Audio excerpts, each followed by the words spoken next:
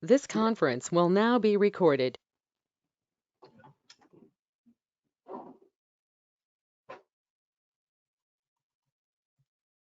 Okay, it's 3 o'clock. I will call the meeting to order. We will start with the Pledge of Allegiance. I pledge allegiance to the flag of the United States of America, to the republic for which it stands, one nation, under God, indivisible, with liberty and justice for all. And tweeters. Whose phone rang? It was mine.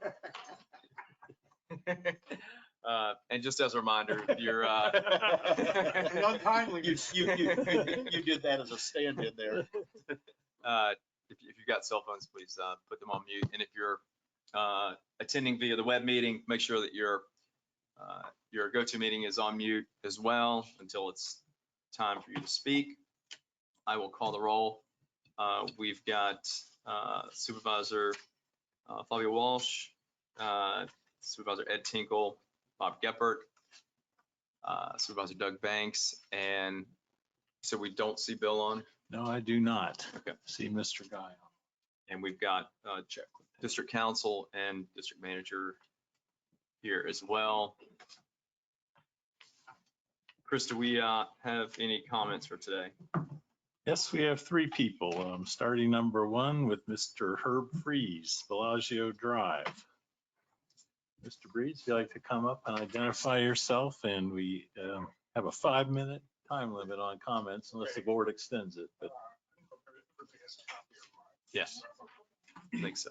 In any event, I was entering the gate at Pelican, resident gate. Back gate was in a locked up position.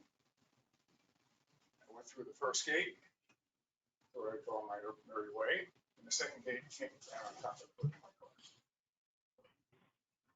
I went inside to the guard shack, and with the guard supervisor and myself, we found a section of tape which showed exactly what happened.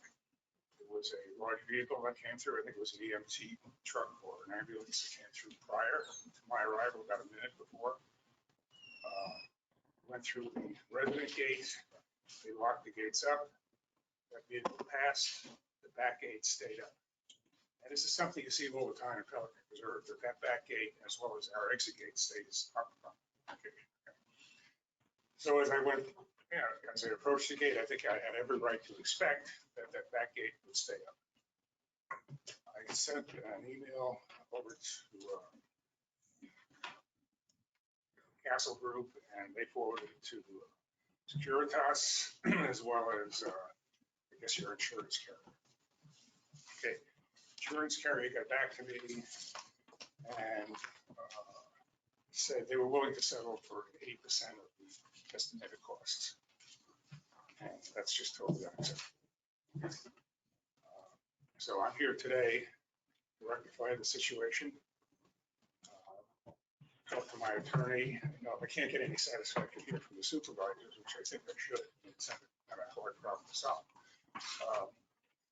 I will just have to go to the small claims court and recover my costs. You can read what happened.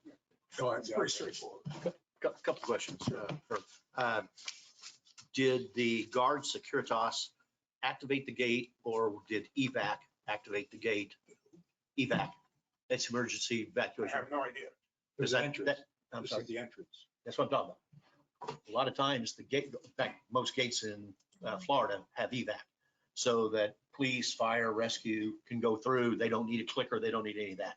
Their device on board opens it up. The reason I ask is because there's a difference if evac tripped it or if the guards tripped it. In our case, it's the guards tripping You think the guards did it? Evac? to let So that they saw- emergency vehicle in. Yeah, I think they do. And apparently they didn't uncycle it once you recycle. So, So the arm that lifted is the trap gate. well, that's critical. Yeah. Because the issue is if they went through on the evac, like on ours, once they go through, it comes back down in a normal cycle. If the guards did it and cycled it, then somebody probably had to take an action to disengage it. Every So the time I've question is, ever seen which it one used, was the it? guard does it. Yeah, but regardless of how it happened, okay, and I'm not a fool. Okay. Well, That's- is your question seeing if the guard didn't wait it and recycle sooner? Because the only way to find out if the evac was activated or not is looking at the report. Because I had the Yeah. same situation happen with us. The evac was not working, and the fire department said, if it doesn't work next time, we'll just rim through the gates. We been told the same thing. So, and then we had to find out, and that happened to us. And you had to get the, you know, the list, the report, and then and it's exactly what happened. EVAC was activated, and then the homeowner right behind it pressed the clicker, which then activated, and then the sensor, the loops closed it. So that could have been, I guess I did have one more. What was the basis of 80%? The, What did they see that caused there's 80%? a video that the carrier's adjuster reviewed and made it, Florida is a comparative negligence state. And so you have an obligation to try to avoid, minimize, or mitigate any damages or liability. And there's a video from the access control facility where the adjuster reviewed that. And Chris, correct me if I'm wrong, made the determination that there was comparative negligence such that 80% would be the appropriate reimbursement. What was the negligence? I am not the carrier's adjuster. I'm just saying that I think the carrier put that in the email where they believe You're that I'm not arguing, Mr. Freeze, you asked the question. And I don't have the email up in front of me. I did not realize this was going to be on the agenda. And so the carrier's denied coverage in this particular case. Well, Except for Denied the portion, 100%. 20%. It says 80% would be appropriate. So Let me, is the total damage 738? To What was the repair total car claim? Plus a rental Rental car. car. Total claim was 738? No, No, it's 738 plus a rental car. Okay, what's the total roughly? I have no idea 1,500? what rental $1,200. car, you know, that varies from week to week, but I'm $300, $400, I don't yeah, know. Or the full-size car. yeah, the carrier has a limit on per day reimbursement on a rental car. That might play into it also. Okay, so right now, is your car fixed? You got it back No, again? no, Oh, this is ongoing. it's ongoing. I'm waiting for reimbursement. You know, I think, Herb, this was sent out and I think most of us probably read this already. I would imagine we probably need, Tony, we need a little bit of time to probably do some internal research into the matter. well, we already had, again, the carrier's adjuster for the district. I don't want to, and again, I don't want to get into all the communications because a lot of it is actually confidential because it's an insurance claim against the district. But that with regards to, that was the basis, is that the analysis was, first of all, most insurance companies do have a maximum daily rental coverage, and that's $25 a day through enterprise. And the carrier's adjuster said that Mr. Freeze asked for larger vehicles similar to his. And so we must accommodate, otherwise the standard is enough to get them to and from the AC and the heat. That was part of the carrier. But again, it was determination of comparative negligence.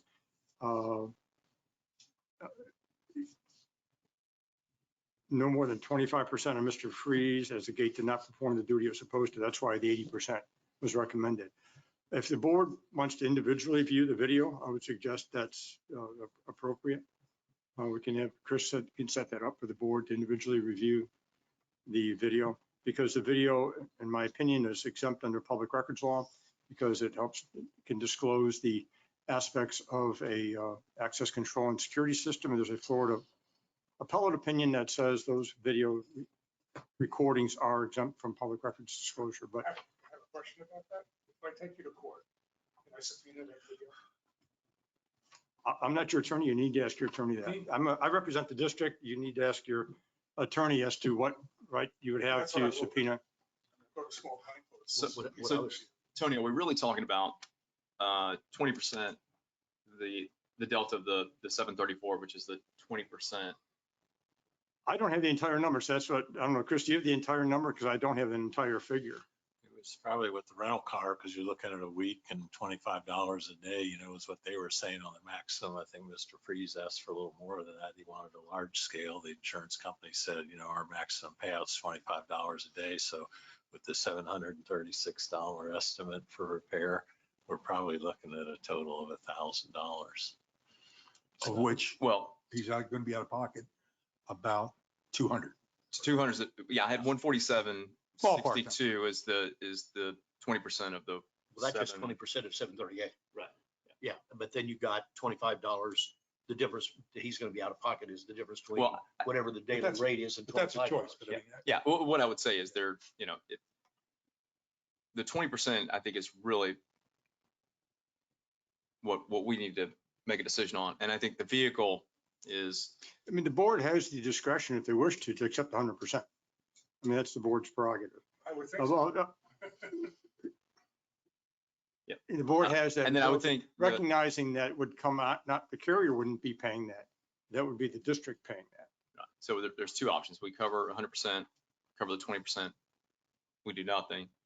And then I think the other area of just maybe compromises, to just reduce overall expense. Are you willing to maybe look at, a rental vehicle that may not be, or a rental vehicle that might just service your needs for that week to reduce overall costs? Yeah, again, I don't know what will be the whole week.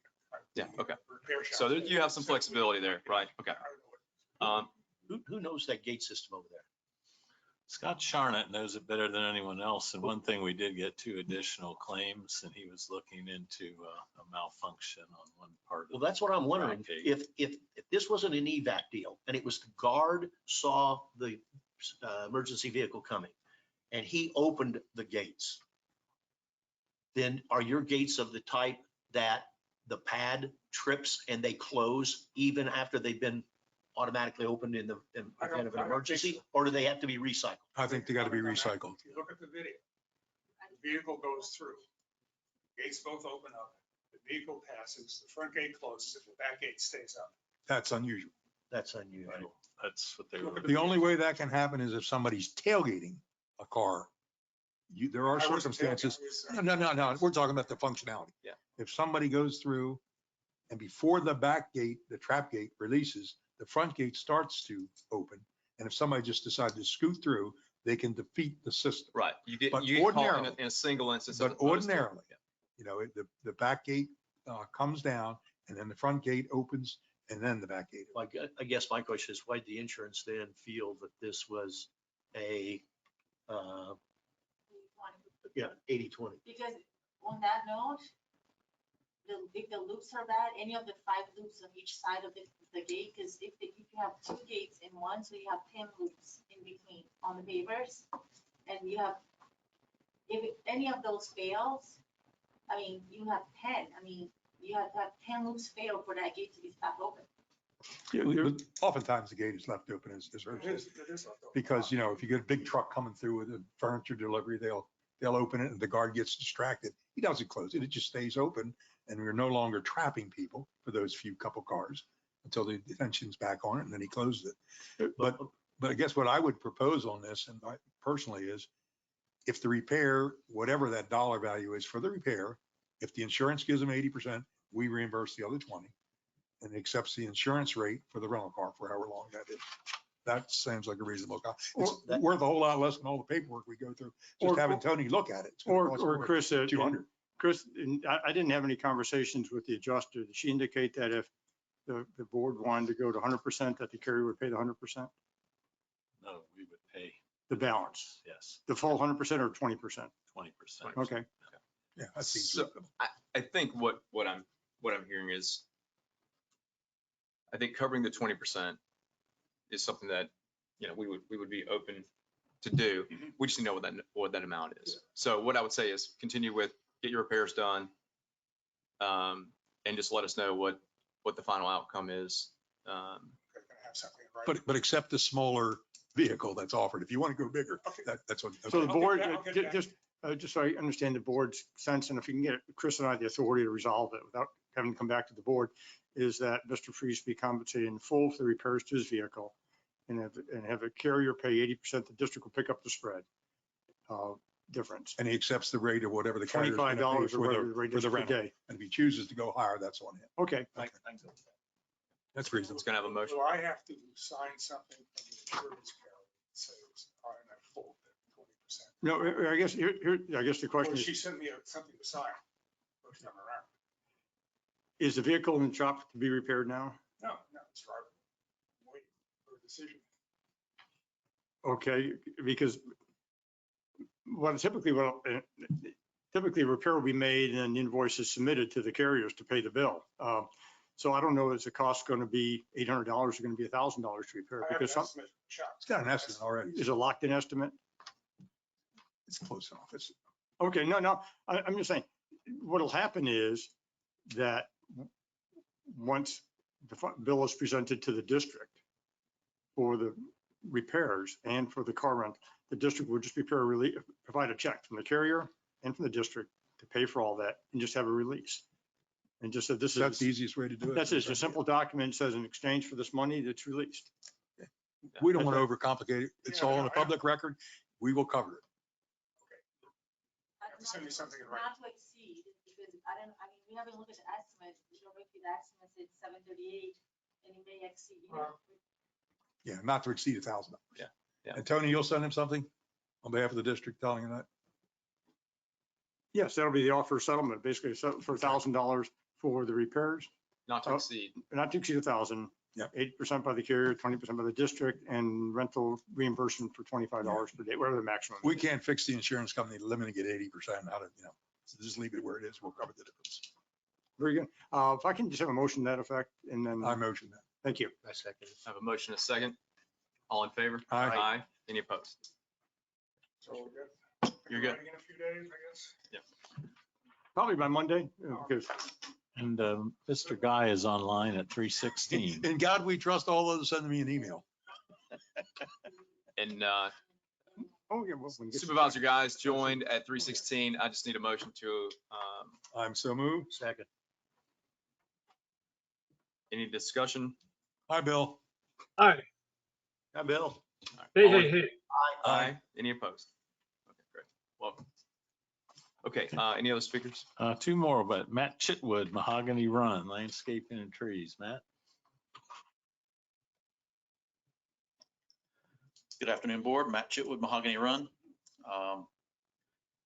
One of the last meetings, I don't know if it was 2 weeks ago or the continuation, I was listening to board comments and there was a comment made, I don't know if it was official or just banter about possible tree replacements along Gateway as you go towards 82. And there was a mention of, I think, foxtail palms in the mix. And I would just ask the board is that when you look at replacing the trees anywhere in Gateway, not just along Gateway Boulevard, that we look at maybe Florida native type trees. I think that's an important thing to look at when we're looking at, because most of the trees in our community already are native trees. I mean, the oaks, the palms along Griffin, those are Florida native trees. I think it's important that we keep that look throughout the entire community. There's a list, it's actually linked right on the CDD website that links to Lee County's site with the list of trees that they consider, I think, protected in some way. So it's a big list and gives us lots of options, but I just wanted to bring that up. I am going to be here as much as I can, just reminding you every time I can that the oak trees are important to many of us. I know that many of you know that. And I do understand that the problems that you guys are dealing with. So don't think I'm not understanding of those issues that you're dealing with. The thing that brings me back, and today I was like, should I come, should I not? And then I hear comments that make me, no, I gotta come, because you gotta hear it at least from this side. Because I hear comments, whether it be on purpose, offhand, from staff members, from supervisors that say things like, the trees are gonna have to go, they're not gonna go today. When those comments are made, even if they're made, on the side when the meeting stops and it's still broadcasting, that reminds me I got to come up, because there are lots of, there's a look to Gateway. We've talked about it, and I think it's important that we keep that in mind as we move forward, and maybe come up with a plan or some kind of community issue. And I talked about a plan multiple times that I've been here, something for us to be looking forward, maybe put some of our thoughts at ease of what's going to happen. At the last meeting that I spoke at, I talked about the roundabout, and it kind of got sidetracked because I interjected roundabout in there. I was actually referring to the force main relocation that's happening, and that trees are going to be removed because of that. That's what I was referring to, about how many trees are we going to be losing on that force main relocation right there at Gateway and Griffin area. So I know there's going to be some work there. I just don't know. And I asked one of the staff members and he didn't know either what was going to be done with trees. And that's why I brought that up at the last meeting. I can get you that. I was gonna say, we should know that by now. Okay. It's just a couple oaks on the far side of Gateway Boulevard where they're gonna be doing a jack and bore. The west side, Yes, sir, and some of the few trees across from 7-Eleven on Griffin, and those aren't the big oaks. But I'll send you a map of the plan. All right, thank you. The construction. I appreciate that. And again, I'm gonna be a pain in your side when it comes to the landscaping and trees, just to remind you that, of this side of the issue. I know there's other sides of the issue. I'll bring it up my side of the issue. And I'm not a environmentalist, tree hugger kind of guy. I like the way the community looks. I want to do my best to keep it that way as much as possible. The last comment I have, I think, Doug, I think you brought up safety and security for the overall CED. I do have some expertise in that world, but I'm not sure. I appreciate that forward thinking. I don't know how it falls into the CDD's government world, but I definitely willing to volunteer anything I can in that world, because I do have a little bit of expertise there. I'll reach out to you, Matt, just to have some sidebar conversation, just kind of talk to you about what I was kind of thinking, and maybe put something a little more formal together. And it needs to happen now because of budgeting. And in regards to the landscaping, Brian and staff have put in a lot of rigor around the landscaping budget and plan. And so all that stuff is happening now. So I think within the next probably, I don't know, month or so, we'll probably have a better understanding of what landscaping plan is going to be and the timing on that. So it all has to fall into budget season. So which we're in it right now. All right, thank you very much. Yep. Thanks, Matt. Before you step away, Matt, I think we got the message on the oak trees and its importance to the community. But the really important part of that is people said it's worth a few bucks. I mean, the effort wasn't to take the trees down. The effort was to save money. I understand. And an ongoing problem. But I think we've heard loud and clear, at least this board, the trees are going to stay. I'm glad to hear that, and Oh. you'll probably still get to hear from me. That's okay. So, And I would say I think the philosophy of the board is to keep as much of the landscaping intact. However, there's going to be circumstances we're going to have to trim, may have to remove, some, so I think that's just where a little bit of compromise. It'd But be a common the sense integrity not a- of the landscaping within Gateway is what we want to hold Right. true. But there are some times where we have to cut things down. And then the plan, I guess, is why the plan. Yeah, and we're working on that. It's Take just, one out. it's evolving a little bit. So I hope in the next couple of months, we'll have a full, some type of at least initial plan or revision of what we have, at least in the critical areas, like the Gateway area and down Gateway Boulevard. Yeah, some of the stuff that Matt was talking about came up in our HOA meeting this morning, and I indicated that this afternoon there would be a discussion, at least in supervisor deal, and since he brought it up, I'll bring it up now. We better wake up. You walk out on Gateway Boulevard, and in the last 2 months, the damage to Gateway Boulevard in the driver's lane between Walden and Gateway Greens has gone from a pain in the butt to serious, very serious. That curb is breaking away. The road is breaking away from the curb. It's lifting up, and I have no idea how many roots is causing it. Just by the nature of the location, it was 7 oak trees. And I don't see any way in the world, unless we want to get some expert in here and tell us how we're going to cut out those roots, because I'm not talking about a root that's like this. If it were like that, you might be able to do it. I'm talking about there are roots on those trees that big under the sidewalk and under the road. Is that a way to slow down the drivers? I'm sorry? I said, is that a way to slow down the drivers? Well, I've seen people out there feeding the trees. Maybe I hadn't thought about that. But no, we're going to have somebody knocking on our door from Lee County and telling us, get this, because the ball's in our park.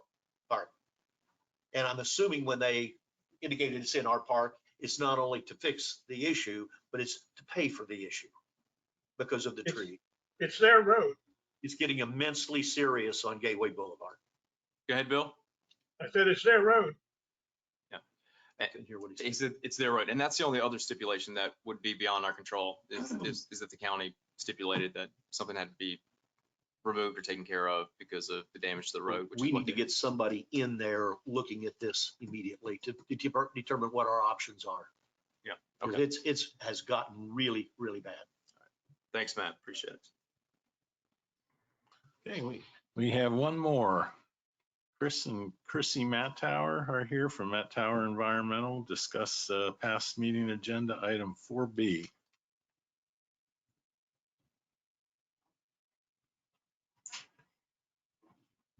Good afternoon. Can you hear me?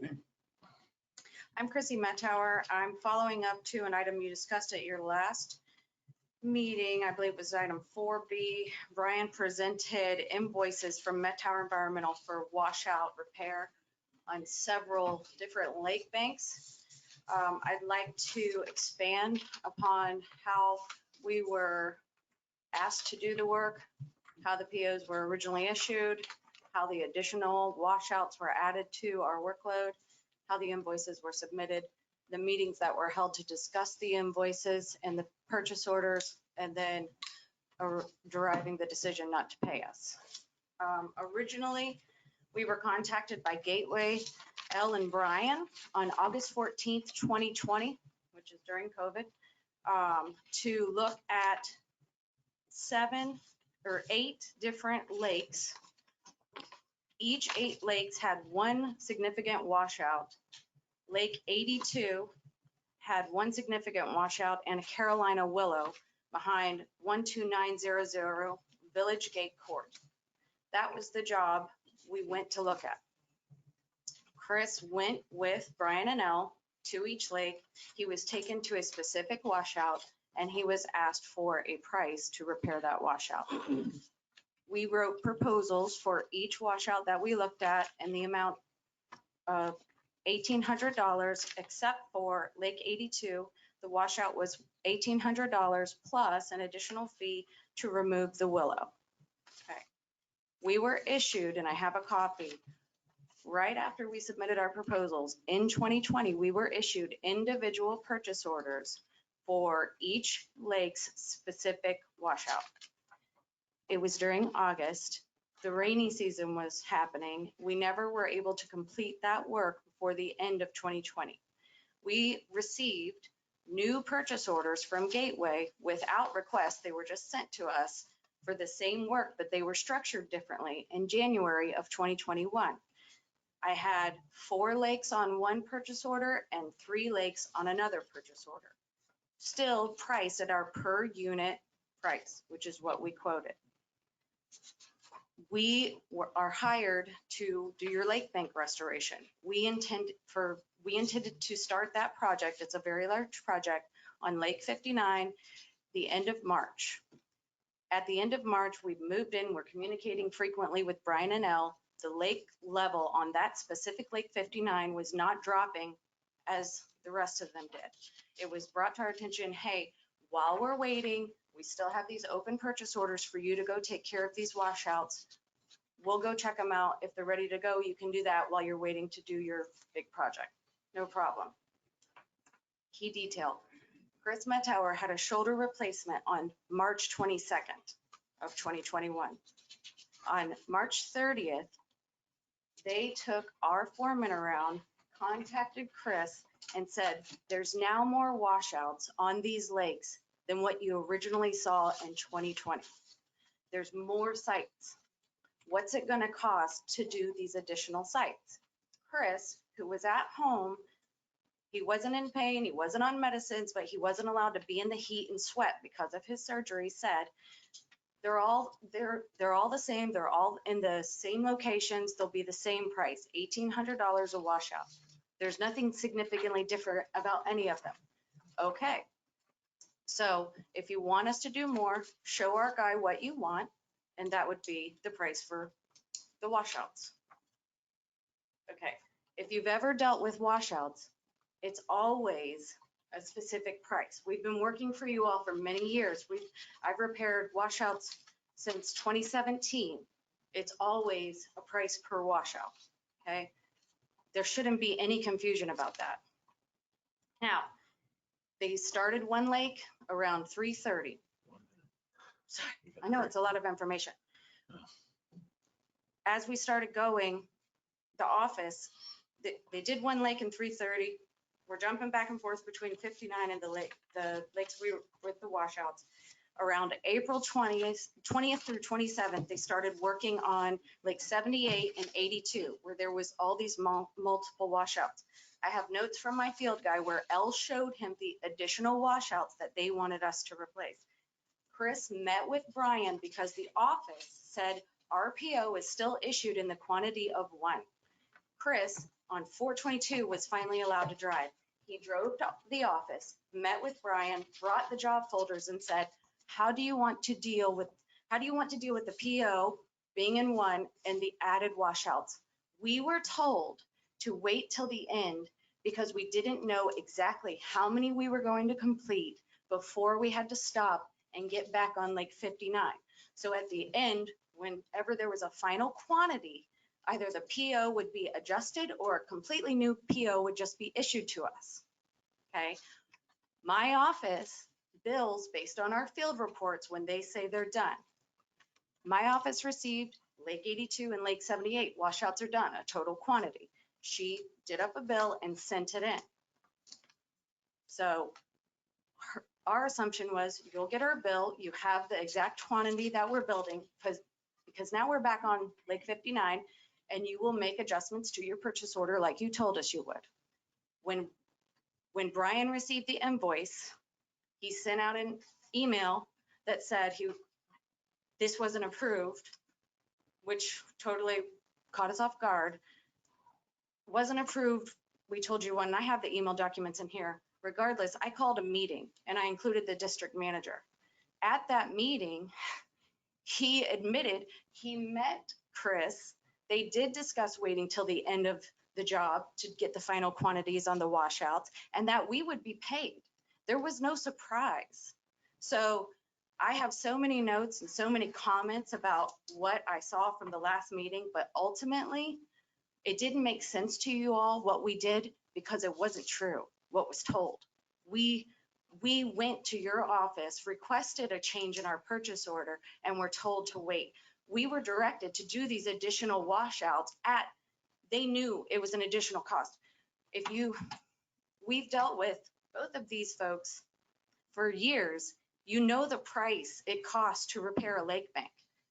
With what they said, I mean, they could tell us to repair the entire lake bank for $1,800. That doesn't make sense. It's hundreds of thousands of dollars to repair a complete lake bank. So how could anyone mistakenly think it would be the same price if I brought in 2 semis of sod and 20 dump trucks versus 1 washout? That it doesn't make sense because it's unfathomable.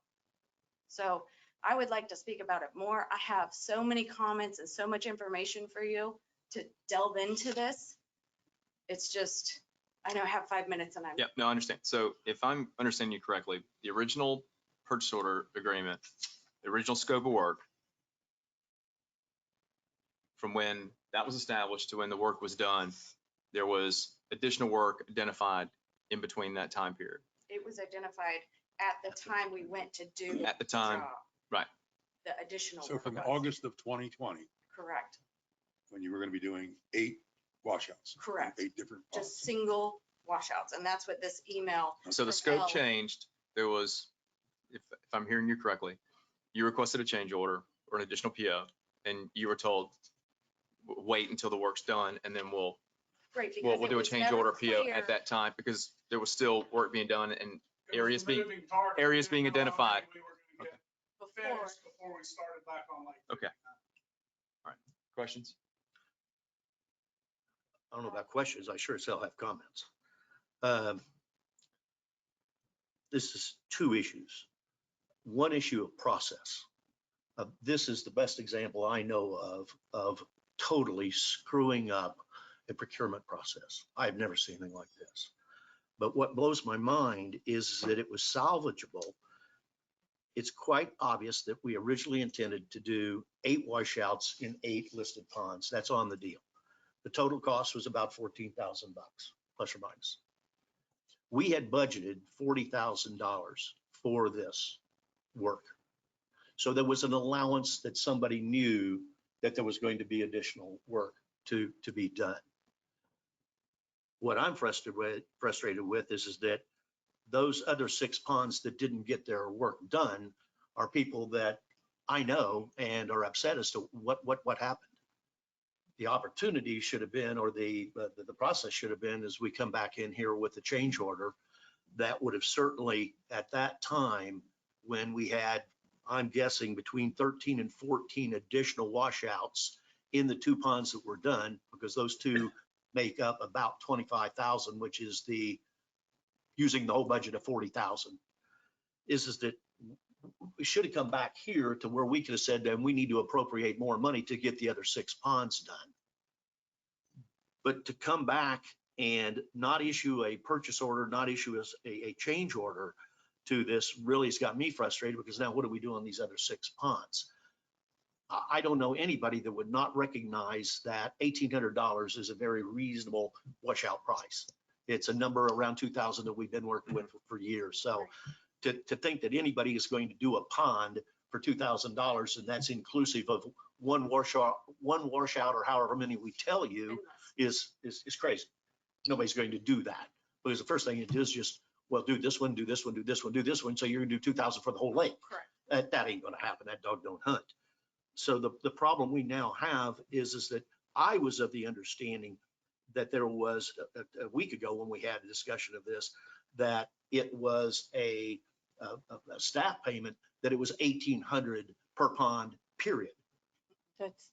And that's what I understood too, that it was approved for those watch out, 1,800, and then when the crew went on site, I guess it was a miscommunication between you guys and your own crew, and they went out and repaired No. all of those, and then when the bill came, it was a shock to us. No, I guess maybe Brian can clarify that with us. 'Cause That's not at all what happened. At this point in time, though, I want to make sure I clarified, the 40,000 plus or minus in billings are for the number of washouts, which approximate 16 plus or minus. We're at 36,000. It's about 36,500 right now. Okay, so if you divide that, And that's including the original PO and the additional work? No, Yes. just 78 and 82, just 2 ponds. The just 2 ponds, yeah. But that is 2 ponds with the additional washouts we were told to do on the 2 ponds. But all of the washouts from 82 and 78 are complete. Like there's no pending washouts in that area. What are the 2 ponds? Correct. on those 82 and two 78. Okay. So what it boils down to is just simply, That we Is were it- shown. your Yes. position Is that is you yes? did Okay. those number of 18 washouts, whatever the number is. You did that many, and you, at the $1,800 you expect to be paid plus the tree on the one. That is what you feel is done, and now you're ready to take and go to the other 6 ponds and do Correct. any washouts that have to be done. We had no idea that this problem was ever going to arise, because like I say, we told them the price, we met, we were told to wait, we adjust the PO after the fact. When Brian sent the email that said, this is completely unexpected, and he directed Laura in that email, cancel out those POs, like he just took all the other POs off the table. And it was just like, what's going on? And that's when I called the meeting with the district manager, Laura, my field guy, Chris, I wanted us all together to thoroughly talk. And I would like Chris to, if you feel you can contribute to what we discussed in the meeting that we all sat at. It was discussed. Elle and Brian even said, well, we thought that was a little cheap. And we were like, well, obviously it is. I mean, like, it's not even a reasonable thought to think that you could direct us to do that many, and it would only stay at the original price. So I don't know if you can make comments to what we said, but I made sure that we discussed the details, and I made sure at that meeting that we discussed in front of everyone that Chris did go into Brian's office and did request a modification to the purchase orders, and that we were directed that it would get taken care of when we were done, and we knew exactly the number that was repaired. How often does that kind of a scenario present itself to your company, where you have a purchase order, you have a scope of work, and then when you go to do it, somebody on the side says verbally, I want you to do double or triple it all and that you proceed without questioning. That. all That the happens all the time. All the time, and I would say all the time since I mean, It's the old, while you're here, can you? and it's mostly Yeah. happened up until now on our lake But bank restoration Did you see the projects, invoice or no? where we were To directed. the tune where to the do total price doubles or triples Yes. for what you were gonna do. So the change orders on the lake bank restoration, those were substantial. We were directed. Double or triple the price of the contract? Well, not the entire, that would. Well, yeah, but I'm trying to understand, Chris, is Substantial, you got an $1,800 price for pond 78, $1,800 price for pond 82. But somebody tells you something verbally, and that price goes from 3,600 to 36,000. That would drop a red flag in front of me and says, I better have, It's per unit though. but I don't care how many units it is. So in this. You know, really, I'm looking at it this way, Chris, whether it's one unit, you had a price, you had a PO that said you were gonna do work, whatever that work Right. was, Correct. for $1,800. But you went ahead and did $36,000 worth of work just because somebody said, go do it. Because we were Yeah. told to wait. We Well, would have well, there- never done that if someone did not I tell me. hear you to loud wait. and clear, but the reason we issue POs is so that you know what we're gonna obey. I agree with you. And I thought, make sure you get in there and get the purchase order changed. And that's the next day I'll start the work. But we were told to do the work by Brian and Elle, do the work. I hear and you we loud will and give you clear, the but if PO. you don't have the check in the mail, if Laura hasn't said do it, So I've never dealt Well, with and Laura. can I address that? please, I So want to hear it. we have a great relationship with Gateway. Had up until this. Well, I hope we still have it. Okay, I don't know. We'll find out how this comes out, but yes. But, so I was under the impression everything's on the up and up. Everybody's gonna do what they say they're gonna do. I'll do the work and I'll get paid. I don't care if it's $1 million or $5 million or But that's it's why 1,800 we for have a washout, PO system. if That, it's 1,800 per washout. And you Okay. say, would it double the price? Well, if they ask me to do 2 more, it more than doubles the price of the original. and that means the PO's changed. And then Okay, you're so, proceeding Bob, to- let's get down to this. Okay. This will solve it, I think, real quick. How would I know? Is this anybody was a denying, discussion? is anybody denying that we didn't ask for more washouts to be done? Is anybody denying that? I don't think there is. Brian? Nobody's denying that. Okay. So the fact is, it goes back to, in my opinion, this is a unit price. You pay the $1,800 times the number of washouts done, end of subject. well, End and of subject. And next time, let's have the process, the way we handle Yeah. business a little bit more formal. yeah, and I would echo that. I think this is a little bit of miscommunication and, This is a lot more than a little bit. well, but, and the most important thing is this is really a process issue. And I think when a vendor, let's say, acts on good faith, that's one thing. But we have to establish a process that's mutually beneficial. So, Yeah, and on that point, the difference between the private sector and the public sector is that, and that's the point I made last time, and the board has the prerogative to act, if they believe equitably, but under Florida law, sovereign immunity, in the cases are very clear, that when you have an express written contract, a modification of that contract in order for the person to get paid for any additional work needs to be in writing also.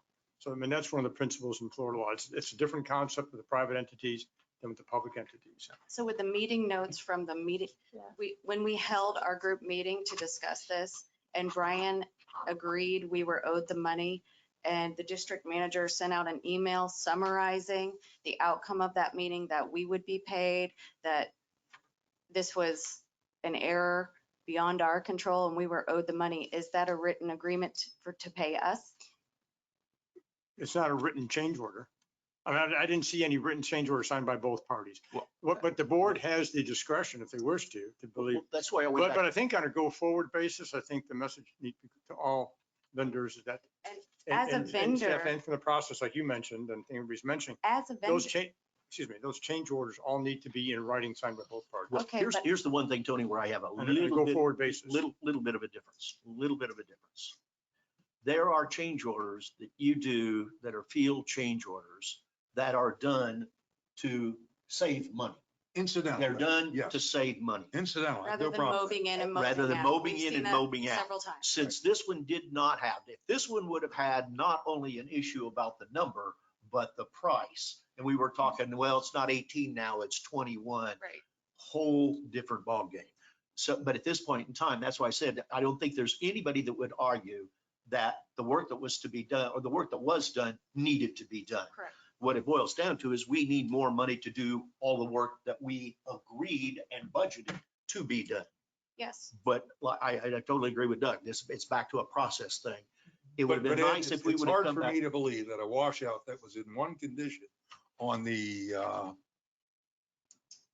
14th of August, where we had a pond and we said we had one washout identified. And you go through a few months, Now, and that's a how- whole Well, that's what I mean. different ballgame. and again, I agree with you, field changes, I know them, we've done them all the time.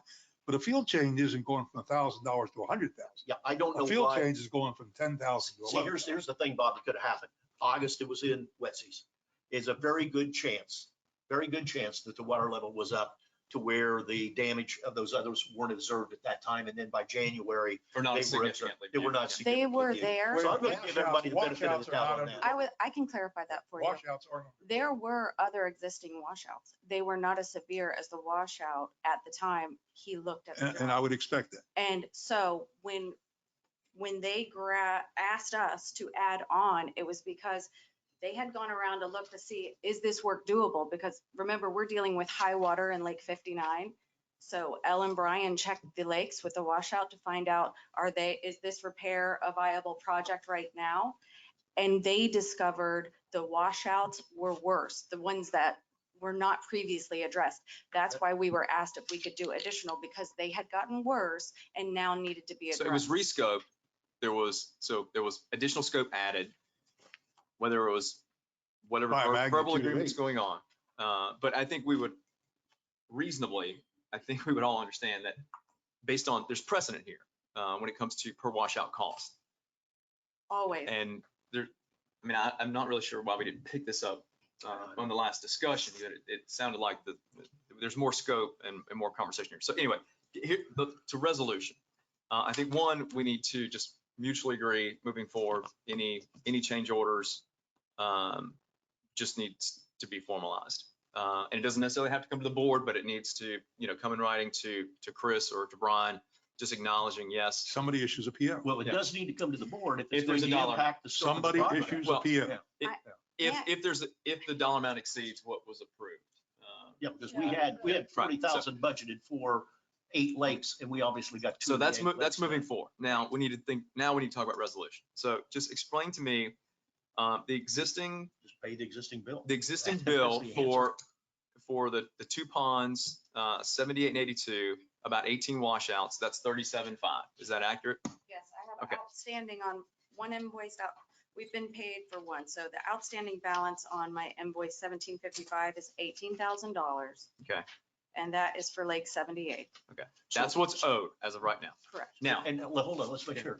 What is, when that's paid, what is the total that will have been paid for those 2 ponds? Well, okay, so for that lake, the No, total. no, 78 and 82. For the 2 ponds that you have done the work, of which you're about to I'll get have at to- 18,000. I thought you said 37.5. What will be the total amount? Let me I add thought it. it was me get a 39 or 41, What is it? Should be 36. Correct, 36. 36.5.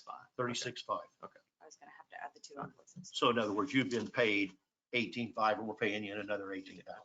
So now where we run into a challenge is there's additional work that needs to be done that will, this will eat up our. That this has will eat up our nothing to do budget. with it though. That's all. Oh, okay. I thought there was additional There's still additional 6 scope. more ponds Yeah, out there. there were, Yeah. but Brian has canceled out those purchase orders. We have to figure So out a there's way no to more fund open those. purchase That's orders. Okay, the all right. issue. So what we're trying to do today is just settle the existing issue, and then we'll have to come up with a new plan for the additional 6 ponds or whatever. And But we do need to budget. come up with a funding because Funding source. we've got a plan, we've got a price. But to it's a do funding it. source. What we need is a funding source to come up with. And we need to, in fact, before we do that, we need to go out and make sure that those 6 ponds don't have 6 washouts, that they have 26 Well, you're getting into washouts. the rainy season again, and it's gonna Well, we be- still have time, because those Right. water levels, at least over on this side of It the it road, does vary. we lake need to by get lake. in and look at it, because I know on lakes 125, 128, They are so far down, you could see them clearly. So I think what would be nice is if staff could get out immediately. Wait a minute, we're getting way far ahead here. Let me ask another question. If you show up to do a pond and you mobilize, you got your people there, and it's $1,800 to do the pond, and you're gonna go away and go to another pond. Aren't there any economies of scale when you go from 1 to 9 in the same area? This was Wouldn't the all next hand couple of them labor. be a- It's all wheelbarrowing from the road to the backyard. It's the same labor. I don't know if there's any value engineering in that type of work. Okay. It was very difficult to access, all hand labor, and Even volume materials is going to be Correct. not. Well, yeah, I agree. The point I wanted to make on this to begin with is let's get the 36.5 behind us. We all agree that this work needs to be done and has been done and was required. Don't say we all agree, Ed. I mean, Yeah, And I I don't would- think. Don't make yeah. that assumption. I would- Staff Mr. didn't argue Geppert. that the work needed to be done. They Mr. Geppert, I they would like argued to it, ask so I'm you a assuming question. what But what we heard a week ago was, It's totally different. we That's what heard I'm a week having. ago was totally different what we're well, hearing that's what now. I mean. That's why I'm not ready to write a check. That's why I'm Something's, here, you know, because what something's you heard wrong a here. week ago Something's was wrong. not. And that's what I'm having troubles with, because it is Me a too. totally different, like if we're told last week, this is a totally different thing. Okay, Brian, do you mind if you come up? I do have some questions, and I Yeah. think you're the person Last that I week, want. Chrissy, we were led to believe that you just did this on your own. I and that watched the entire video. Then I you- know exactly then what you you were told understand the last week. difference That's why in- I'm here. I appreciate that, but you understand the difference in the information we're presented in Yeah. a week. Oh, I do. That's why Okay. I'm here. And I would like Chris Shoemaker to be able to talk about our meeting. certainly after can. this. Okay, so I'll start. Hold one sec. Do you, Chris, can we get copies of that email of the one you're referring to? That, the original request for work. Yeah, I have a bunch of emails. Yeah, I just want, if there were minutes that were taken and Yeah. things that were sent to you, if you can send it to Tony, and Tony, can you? Well, I have, there are a number of emails that I think Ms. Mettauer, should I call you Ms. or Mrs. Mettauer? Chris, okay, Chrissy.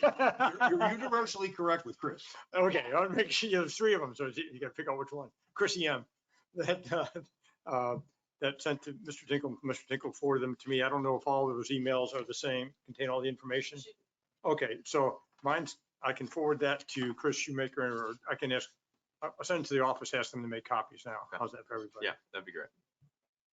I have my. And I'm just my really, I'm scribbled more notes on it. concerned with just the meeting minutes and the email with the expectation of services that came out of the meeting. Because that kind of validates. Let me, August 14th. Okay, yeah. All right. You're- Which is after the work was done or prior? August, you actually have copied on that email, Claudia. August 14th of 2020.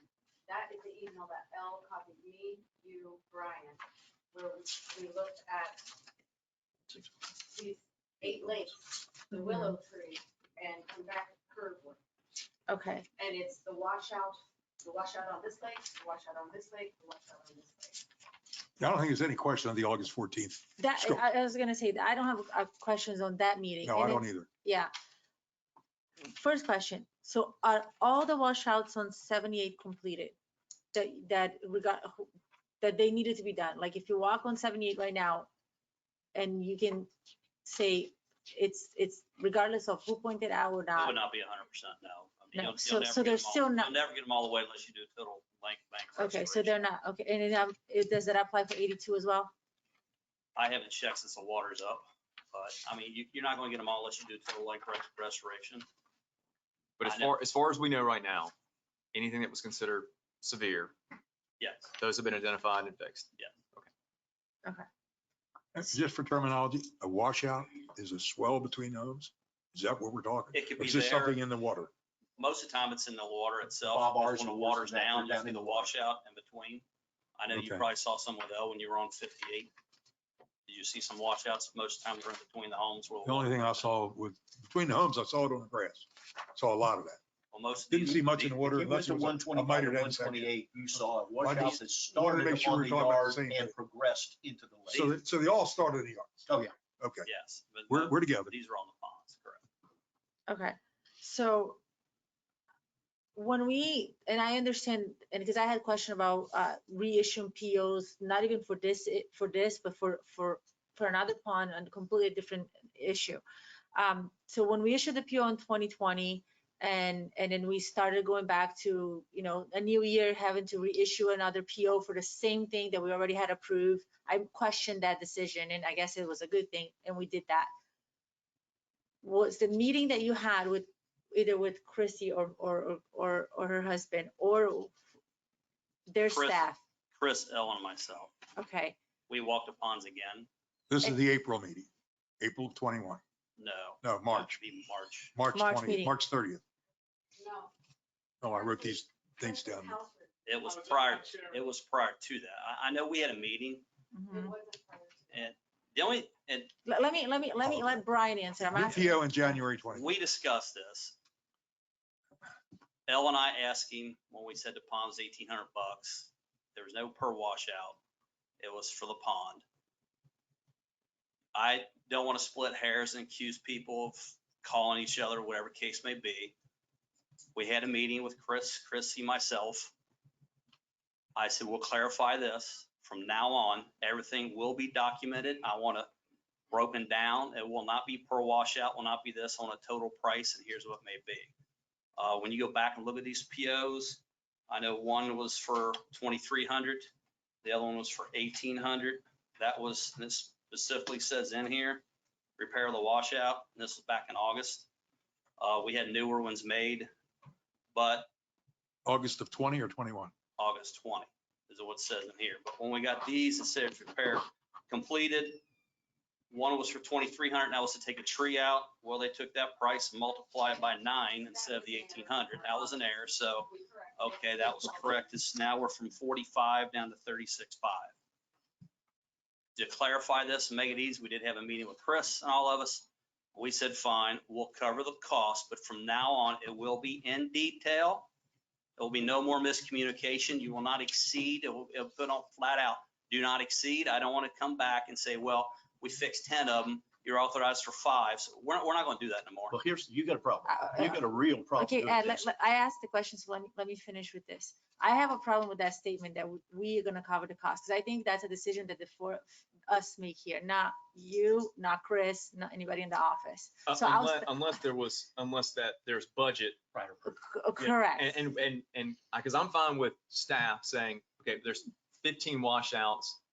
Okay, now we determined 25. Here's the 15 we want you to do under the budget. Totally So different I'm thing. fine but with that. But, yes, but when we can't go above and beyond. approved something that is, you know, for a reason not to pay because the, you know, we're understanding that there was something that was not done or was not instruction. I have a problem with that, because then I feel like that you're misleading them and they're expecting to get paid. And what if we didn't agree? Like, what if Bob and I don't know, Bill agreed that we're not gonna, and you know what I'm saying? So I'm just saying. Well, let's make sure we got this one item taken care of. I don't have any problem with going with lump sum per pond, with the understanding that there's a scope of work, that you're doing lump sum for pond, and here are the 5, 6, 10 washouts. And that's it. I mean, when you go lump sum, you have got to give a definitive scope of work. So on your lake 83, in 2018, we went out with Chris Shoemaker and looked at 14 washouts for Lake 83. This was our first experience on Lake 83. We priced it 14, and it was import fill. There was nothing here to use. I have all the documents here if you want to look at it. We priced them at 25, 2,200, 2,500. We were issued a PO with a lump sum amount of 38,000. We repaired 7, and your lake levels came up. We stopped and only billed you the 7 and the site restoration, which was on your proposal. Had we had just a lump sum, I could have sent you a bill for $38,000, and that's it, because I'm pretty well versed I don't myself like that. in lump sum Lump sum's or dangerous. unit prices. Yeah. We would never do that. We just would never No. do that. Lump sums are dangerous Yes, when they you are. have For you. defined scopes of work. It's Correct. dangerous. Especially in a pond environment where It changes. 2 months could change. Because it changes. Scope. Not a good way All to right. price them. Keep your question, because I'd like to get a resolution here. We have a lot of time. I guess that's it. So then I guess my question is, was direction given to staff to do more work without their knowledge? All I know is this, we were told, here's the total price, it was per the pond. per washout never came up, okay? Elmet, I know numerous times out there on them. I was shocked when I got the billing, because like I say, we had a total for 14,900 for 2 POs. Okay, miscommunication. I know they're trying to get stuff done in between the pond 59 and this. I'll take full responsibility. I'll man up, I'll take full responsibility. We'll solve this communication problem. It'll never happen again, I'll tell you that. I don't have any questions, Doug. So I think, Brian, what's most important, Anymore. Well, I'm sorry, but was that, I think, you sir? know, I think as we move forward, we just, when it comes to the change orders and POs, we just need to just tighten up the process a little bit. That way it just covers everyone moving forward. Yes, sir. With all due respect, we have a process. We didn't follow it. I would like to, and you can do it at another time, but as a contractor that's done a lot of business and, you know, we hope to do a lot more.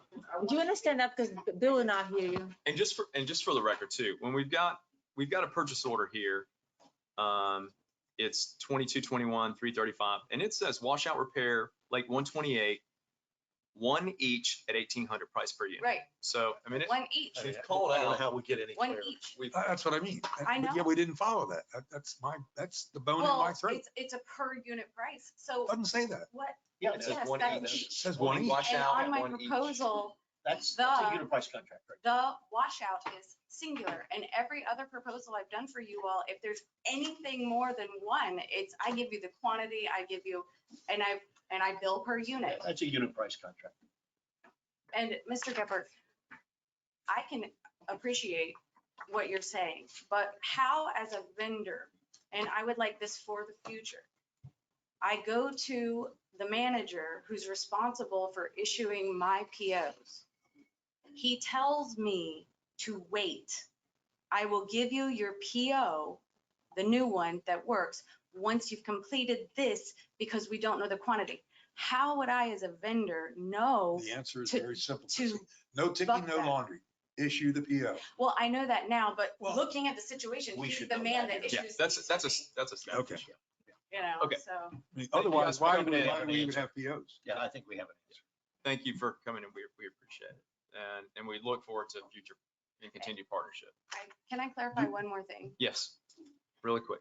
On the video I watched, I know, Ms. Flavia, you thought that we had similar situations to this. You said, I believe it was this contractor. I've not had this situation with you or Gateway until now.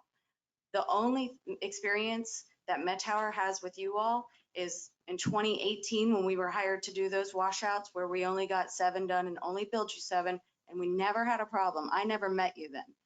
In 2020, when Metro was hired to do your lake bank restoration, and Metro was asked to not come back, and we were working on our lakes, we were asked to give a change order to work through Metro to do your stone and washout for your other. And that's the one that I'm talking about. I would like to clarify that, because it was on record and everyone started saying, oh, put Met Tower, they don't know what they're doing. I was given a lineal foot by Brian. Hey, can you give me a price for 800 lineal feet of number 4 stone set 4 inches thick? Here's your price. He came to the board, he got a purchase order, it was approved. We had to work through Metro. Metro contacted us and said, you need to go field measure that because it's bigger than 800 feet. We let them know, hey, someone's questioning the quantity you asked us for. We went out, we field measured it, and sure enough, it was much larger. This was not our lake. We didn't pull the measurement. We didn't mess up any documents. So we said, hey, what do you guys want to do? You're actually now still short. What do you want to do? So we worked with Brian and everybody to lay that stone at 2 inches. But I don't know why you thought that we messed up a purchase order, got paid a larger amount. We worked with the number that was approved. We just stretched it out to cover your whole area. And we kept Metro from coming back. So from my point of view, we accomplished the goal. We kept them out and we did exactly what we were hired to do and paid to do, and we didn't have any trouble other than that confusion, which came from a number we didn't derive. Well, we didn't accomplish the goal because the contract and the way we went for the lawn is 4-inch stone. So we don't have 4-inch stone. So we did it. We installed 4-inch. So we didn't, well, you said 2 inches. So we didn't No, get. 2-inch thick. You Yeah. all want it, Number 4. it's number 4 stone set at 2 inches thick. Originally, the contract's supposed to be set at 4 inches thick. And we discovered on your lake, it's not even that thick. When we worked with your $80,000 PO for the change order, we laid it out at 2 inches, which is what everyone agreed, and it matched your existing, okay?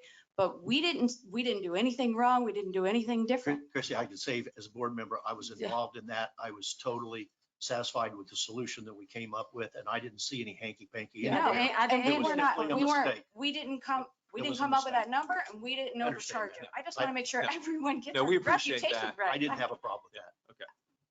Thank you very much. Thank you.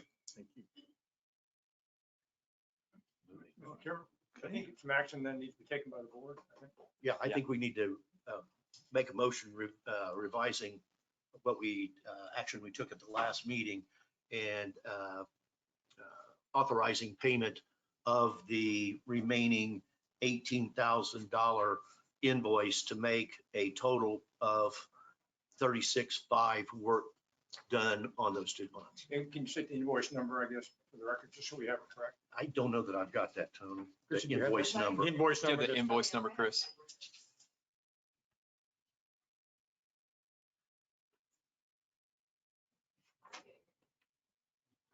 I don't have that in this. There's 2 invoices. Just give me the one that's remaining. The one that's outstanding. Outstanding. Outstanding. Oh, okay. All right, if you can give us the invoice numbers and the remaining balance on each, then we can take care of that. Okay. It's very specifically. The invoice number 1753, the remaining balance is 14,400. Okay. Invoice 1755, and the remaining balance is 18,000.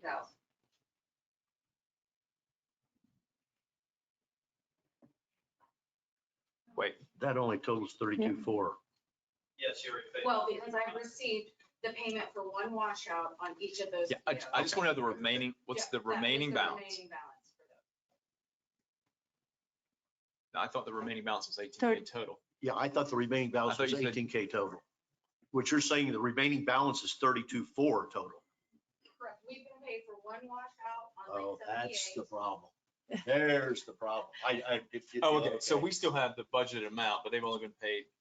Yeah, we got Okay. paid for one unit on each lake. Okay, okay. So some of them on the other 4 lakes, you were paid and, but I the haven't work, gotten No, any nothing. other She No, payment. no, she got only $1,800. never mind, never mind. I Thank thought you were you. saying, So you got paid for it, but we haven't done it. Okay, yeah. No, So yeah, when she we- got, so when nothing. we- She got $1,800. That's all she got. Yeah, $1,800 on okay. 78, I got I $2,300 got it. on 82. Yeah. Okay. All right. Okay. Thank you. Which stays within our 40K. We're Correct, still yes. in the 40K. We're in the budget. Okay. So will you revise your motion with the specifics, please? So then do we need a motion because we're still within budget and then I guess. Yes, Yeah, because there was a previous, There was a previous motion disapproving those invoices. I think 2 things, because of the amounts involved and also to have a clear record of the approval by the board. The revised motion or the corrected motion is to approve the 2 invoices, one 1753 in the amount of 14,400 and 1755 in the amount of 18,000 for a total of 32,400 to be paid to make 100% payment on the work for those 2 ponds. do you have a second? I will second. Discussion. Do we need an updated, do we need to modify the PO? No, I think this No. is fine. This takes care of Okay, it. all right. We This need to is- modify the contract or this- the change order. This is enough of a That's record. a different issue. This is enough of a record to authorize payment. So I have a motion and a second. Any further discussion? All in favor? Aye. Any opposed? Yep. So that was Minus the pose. opposed? Yeah. Okay, so motion passes 3-2. Thank you. Okay. All right, now we can get into agenda. All right, so with that being said, we're behind quite a bit. Tony, I will start with you with district council, and as we go forward, we'll try to speed things along. So where there's opportunity, let's take advantage of it. Just a couple updates. One, we'll have the chairman today sign the district's portion of the three-party agreement for processing the DRI amendment. The Pelican Reserve Community Association's already signed it, and WCI has agreed to sign it, and so the chairman will sign it today, and we'll keep that moving along. I'll be out of town on July 1st, and so on the July 15th board meeting, I'll get with Chris and with Danny in advance to bring to you you probably heard about this before. Palazzo wants to convey the road to the district, and so we'll provide that letter and some initial preliminary concepts or ideas and get some board direction as to how to proceed, as to who will pay for what type of work that might be necessary to achieve that. That would be for the, again, for the July 15th board meeting. I've reviewed the meter sys report. I'm going to want to have an initial meeting with the chairman and Chris about that. And then possibly we'll discuss again, we may have come up with a proposal on July 1st as to how to discuss that with the rest of the board members or talk about it without having any sunshine law issues. And we cannot have a closed door session because there is no litigation pending. And so it was very comprehensive, and I still have some comments about it, and Chris probably hasn't had a chance to read it yet. It was quite lengthy. So hopefully the chair and Chris and I will have that conversation soon. Can we get copies of it? Right now it's attorney-client privilege because it's part of the retained expert, but I want to talk about the approach about how to have the discussions with the board members about it. Are we still in a negotiation or still in, I'd like to read it. I mean, this. Oh, is no, my no, background. I understand I'd like this. to have the board read it, but I just don't, trying to have an approach where the public as a whole doesn't get to see it, but the board is aware of its contents. That's what I want to discuss with Chris and the chair about that process. No, I agree. The board needs to see the entire I report. just don't want to see any at some point in decisions time. made or acceptances made until I've had a chance to look Oh, at it. no, the board, Yeah, the board needs to make those decisions. It's not a staff level decision-making process, just to make sure. I mean, anything that gets that takes place as a board function in that case. Just working with staff on the other projects and working with Chris to revise the golf course withdrawal agreement to provide for no consideration. And hopefully that'll be in the agenda for July 15th also. Nothing further unless there are any other comments. Anything for Tony? Let's bring it up right now while we got him on legal. Somebody made the comment a while ago when I mentioned the trees. My understanding of that contract is that landscaping is ours and the damage caused by that land. We're talking about the Gateway Boulevard. Yes, Yeah, damage to the roads. yes. I believe that's my That's my recollection. recommendation. That's why kicking the can down the road on this one isn't going to get it, because our exposure to damage just gets worse and worse and worse. Well, what can happen in that instance too is that if an incident were to If occur. there's a wreck, we're going to be liable. Or if somebody was to be riding a bicycle or scooter, and if there was to be a raised segment of either sidewalk or the pavement, and that person was to assert that that raised pavement caused the incident, that claim would be made against both the district and Lee County. So the district would be in a position, because we agreed to take care of that. Well, here's why I bring this up at this point in time. We've got an interesting issue going. Sometime, I'm guessing next week, we're going to have contractor in there redoing the sidewalk between Gateway Greens and Walden Lakes. The same On tree, Gateway Boulevard or? yes, sir. Okay. Yes. The same trees that are causing the damage to the sidewalk are also causing the damage to the road. To Gateway Boulevard? That is correct. If we go out there and we cut off those tree roots on the sidewalk side, and then have to come back and cut off those roots on the road side, that tree is going to be out there susceptible to the first good wind that comes along and go over. We need to take an action right now and have somebody that's got some real knowledge in this to come out there and put in some red flags of those trees that, in my opinion, from my background, are going to have to go. It's that simple. No, I I think, don't see any other way you're going to do no, it. I think it's a good approach. In the past, I've read some articles. I'm not an arborist, I'm not an engineer, but I read some articles about the dangers at times, it can occur from tree root pruning, where you may end up, Tree weakening one root. side of it so that the tree will tend to follow the other direction or vice versa. Well, Depends and on- not only that, when you do a one-sided tree pruning, it, destabilizes the tree well, argument. not only does it destabilize, but it also makes the root growth on the other side more aggressive. My Right? whole It's a reason, combination. my whole reason for bringing you up was I wanted Tony to indicate that, yes, we do have a card in this game. And we need to get somebody out there, if it's an arborist or a specialist or whoever, to look at Gateway Boulevard between Walden, and we need to go to the other side of the road because there's some humps over there also, not quite as severe. And get a handle on this, because this is going to impact our budget for next year, big I time. agree with that. I think it's prudent to be proactive in that regard. And I think the district's carrier would also agree that Well, it's the prudent to reason be why I've proactive. got method in the madness here. If we're going to be out there cutting up that deal right now, let's do the road and the sidewalk at the same time. Do the road and the sidewalk at the same time. I don't That, know if I that's, just cannot believe I haven't gotten a phone call from the commissioner saying, you guys got a problem on Gateway Boulevard. But hopefully you won't get one after today's meeting. I'm just kidding. He goes down the same road I go down. And I mean, if you go down that, the slow lane, as I call it, you're going to get jarred. yeah, I don't know if we can execute with the work's supposed to be started when, next week? Monday, the sidewalk is, that valley gutter is different when it's concrete. I know we have a quote for that's like 155,000 to do that. We did not have that in the budget this year. The sidewalk alone was 91,000. They were starting that Monday. And would they even do those in parallel? We were planning on doing that, but there wasn't enough money to do both. And now Boness has really one crew left and they don't have the. Is that the same capability to vendor, just out of curiosity, is that the same vendor to do both those? To do They both? could. Yeah, it could. One's a blacktop crew and one's a concrete crew Would- because they're would- doing the roundabout down there for you. What you're saying is if we went to them for a change order to do the concrete work, they don't have the ability to do it? He's doing the roundabout, so he's trying to fix us and in between that. And this was scheduled months ago, and that's why this is the asphalt crew coming to do this. We'll tear the concrete out, put the asphalt in for the sidewalk. I don't know how his concrete crew's looking to do the valley gutters. You remember that's a foot deep. Would he do those or is he subbing them? I thought he Well, was he's subbing. subbing Why one don't of the you three reach out? sections out. Yeah, let's do this. Why don't Let's play it safe so somebody doesn't come back and ask us. Let's reach out to him and see if there is an opportunity for a change order to do both at the same time. Just to see I if can there's, call him and find out. Yeah.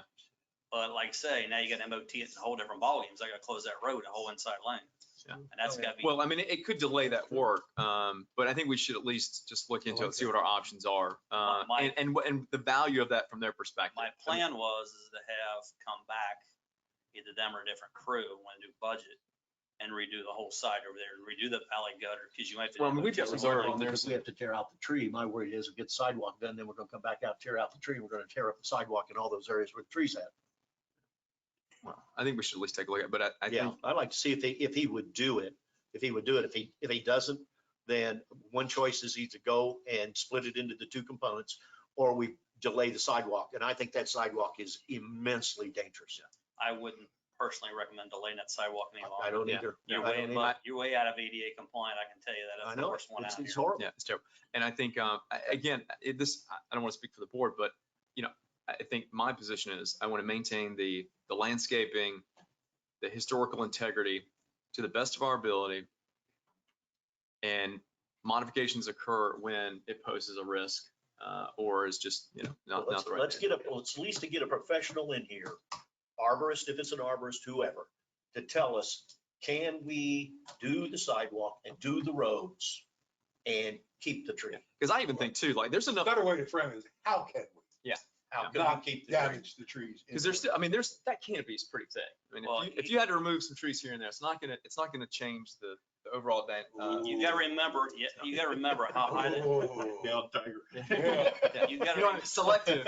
You are up for Selective. election this year. you gotta remember those oak trees already going underneath the wall into Gateway Greens. They Yes, go they are. almost 2/3 of the way under that road.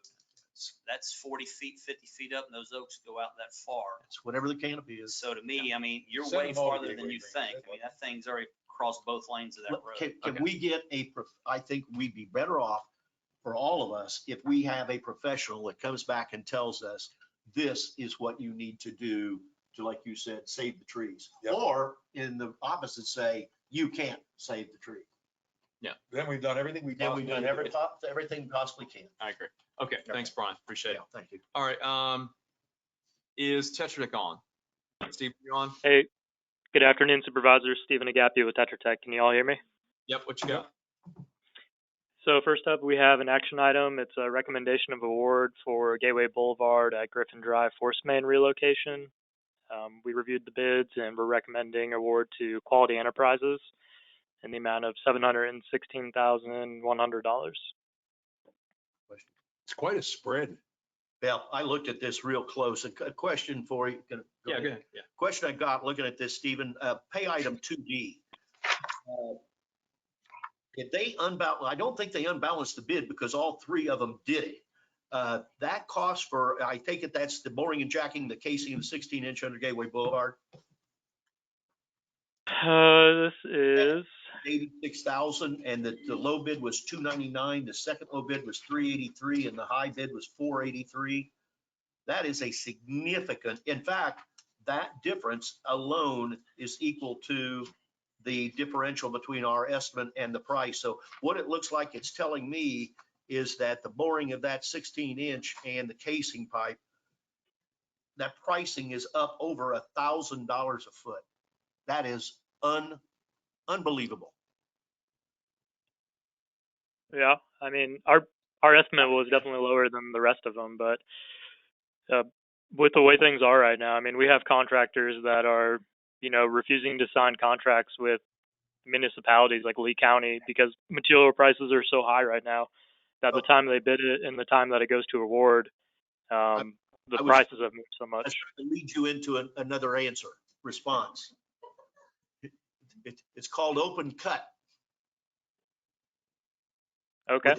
With the county facilitate the close down of that road, both one northbound lane, southbound lane, to simply do this as an open cut construction when they see this kind of a price. That's insane, absolutely insane. Well, I mean, we can ask them. I don't know if they're going to say yes or no, but we can see if we can permit it that way.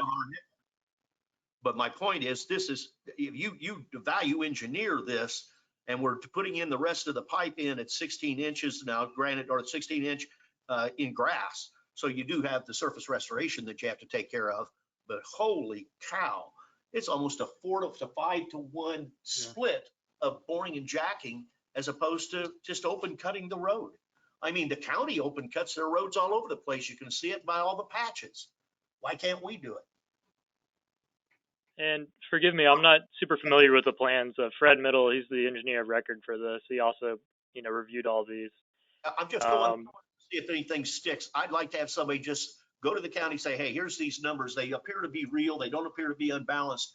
Is there any opportunity to open cut this and close the road for 2 days, 3 days at a time? Would it change the total price, Ed? It would go down. I mean, if they can, So maybe. I mean, there's going to be asphalt restoration and MOT associated with that. $20 a foot and it's 1,300, and by the time you add in the surface restoration, it's probably going to be close to well, he's 180 a foot, so add in 100, let's say 300 a foot, and he's got a bid at 1,300. That's $1,000 a foot savings for 375 feet. But the total bid is about $200,000 So savings. would take it down to 516 or something? Yeah, knock off about $200,000. Definitely worth pursuing, but it would still go with the quality. Pays for our, Pay for our road repairs up there at the other end. Yeah, I think it deserves to ask them the question. Something in here has got these guys, and it's got all three of them spooked. But So that it tells me won't it's change- real. That won't change the low bidder being Quality Enterprise. No, Okay, but we might be able to improve this bid. So can we vote to accept the Quality Enterprise with the stipulation? yes, that's what I would do. Okay. I so make that motion. I second the motion to award a contract to Quality Enterprise. I have a motion and a second. Any further discussion? I'll call the vote. All in favor? Aye. Yeah, motion passes. I think 5-0 for the record. 5-0 for the record. Okay. All right, the next one, Stephen. All right, we have task authorization updates. Let's start at the top. We've got the lakes that are being reviewed right now by SRF. Ed has gone out and he looked at 127 and 130 and provided comments. And Bob Geppert and Elle, they walked lakes 58, 62, and 79, I think. Is that right, Bob? Correct. And they have some feedback. I'll let Bob bring that up, and I'll leave that said for now. The construction management for the rest of the phase 1 lakes, let's see, Lake 59 is substantially complete. They've submitted their as-built survey. We're reviewing that. We're going to do a final walkthrough.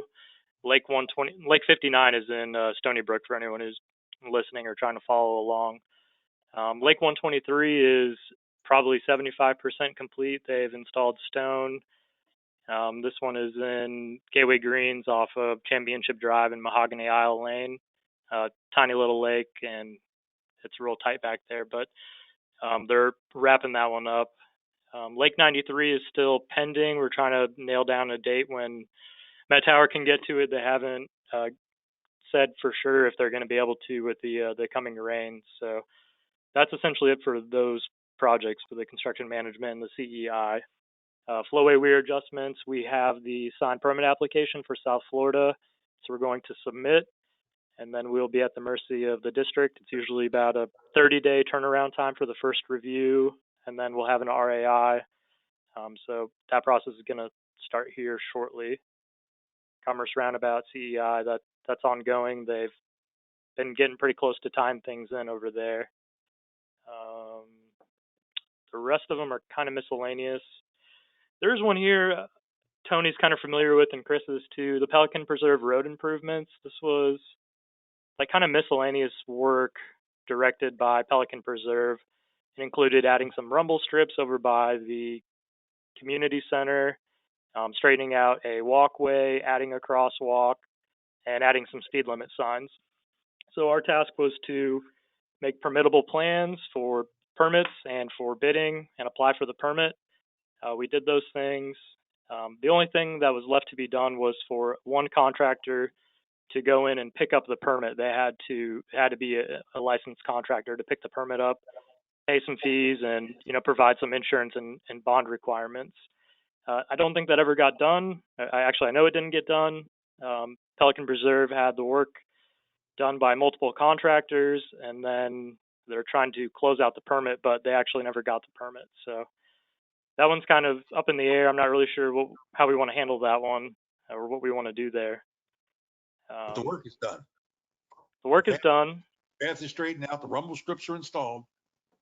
So the I's are dotted. I don't care about the T being crossed. Maybe somebody does. Well, I think we do. I just think so that You'd have disappointed me with any other answer. yeah, because we don't want somebody to come back at a later point in time and saying the city never signed off on it, so therefore there's some exposure because of the work. So if there's a way to get one of the contractors moving, or get a substitute contractor, or do a permit close up by affidavit or some other mechanism. God, I wish you worked for Lennar. No. Maybe we'd have had as-built. Stephen, you could try that with the city maybe and see what they will like. So I've talked to the city, and I told them straight up what happened, and they're like, okay, no worries. It'll just be like an after the fact kind of deal. They just need one contractor to go in that's going to take responsibility for the work. But I mean, it's already been done, so there's really no risk. I mean, we're certifying it complete as designed, so there's really no risk I see. There's just going to be some costs because they're going to have to buy a bond to cover the amount of the work. I guess and do some paperwork. I guess the question is, where's the friendly contractor? Yeah. Do you know of a friendly contractor, or Chris or Bob, that would just go in and for a fee? You're going to charge a fee, and you're going to charge a cost for the bond, and and for the exposure, so they'll have to notify their carrier, whatever that cost would be to go in and sign off. Would Ness or Collier Paving or any of those? Well, let's let staff figure that out. Yeah. I mean, that's the takeaway, is find someone, get it done, let us know what the amount is, and we'll take it back. So Steve, we'll work with Chris No, on we don't that. even need a PO. Then we'll have you find the needle in the haystack too. Okay. That's it for me, guys. Okay. Thanks, Stephen. Appreciate it. Any questions for Stephen? I'll stay on the line because Bob's going to bring up some points here on the lake bank restoration project. Okay. Yeah. Okay, we'll kind of roll right into this. At one of our earlier board meetings, I volunteered to go and look at the next phase projects, just to kind of walk around and give a quick shot from a layman's perspective, but having done a few of these over in Pelican Reserve. Pond 62 and 79, it's supported as proposed. I don't see much opportunity to save. On pond 58, is it? Yes, sir. 58. Okay, there's some significant opportunities here, and it's probably going to be more of a political decision than any other for the board to look at. But in summary, I walked the pond. I marked my map as I walked around of the areas. Unfortunately, I don't have this for you guys. You just gotta have to look this way, but I marked the things that were severe enough that needed coconut mesh without question. Very few of them.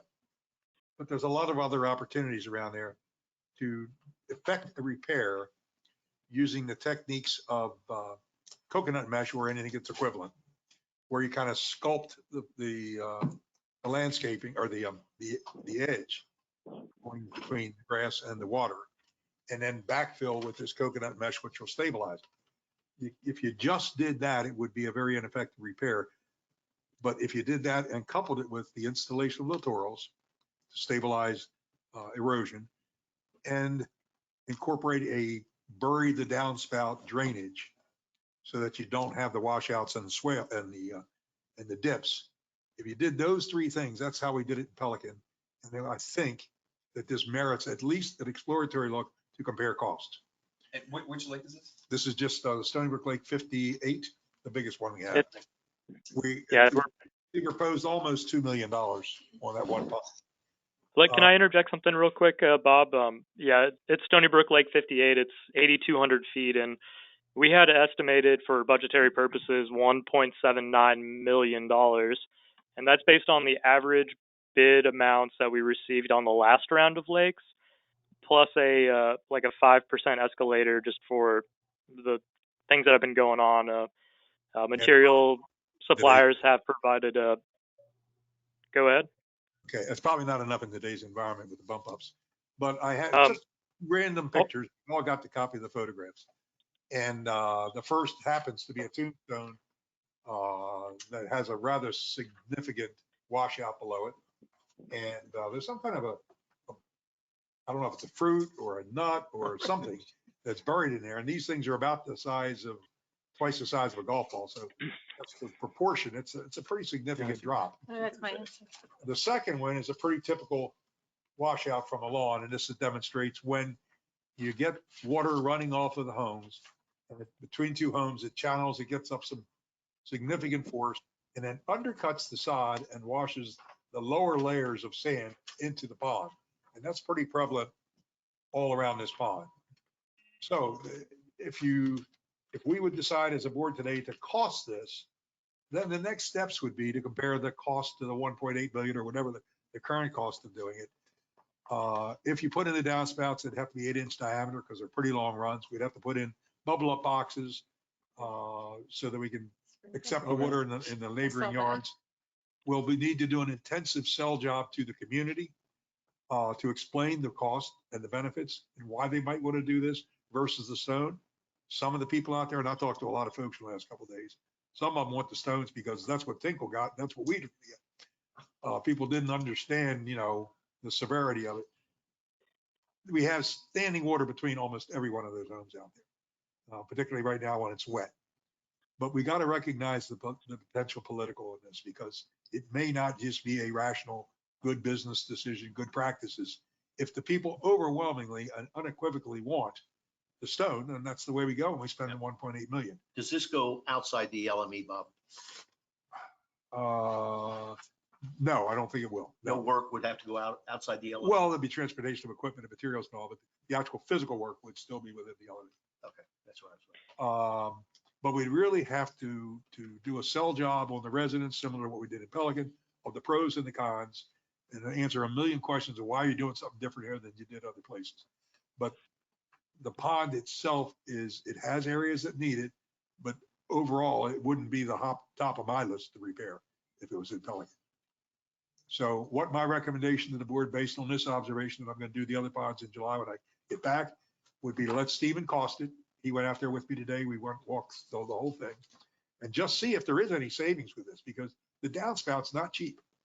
If you put these downspouts in there, now every home had downspouts. That's the good news. In Pelican, we didn't. We had to convince the homeowners to spend the $1,500 to put in, rain spouts. Down there, we've all got them. So all we got to do now is just connect them, channel 2 homes together and run it to the pond bank. And then if we did that in conjunction with the stabilization through coconut mush, Would that be a part of the project? yes, it would all be part of it. Do we have easements between the lots? Well, we never had a problem with that in Pelican, and I don't know if we have that. But again, it's part of the sell jobs in the community.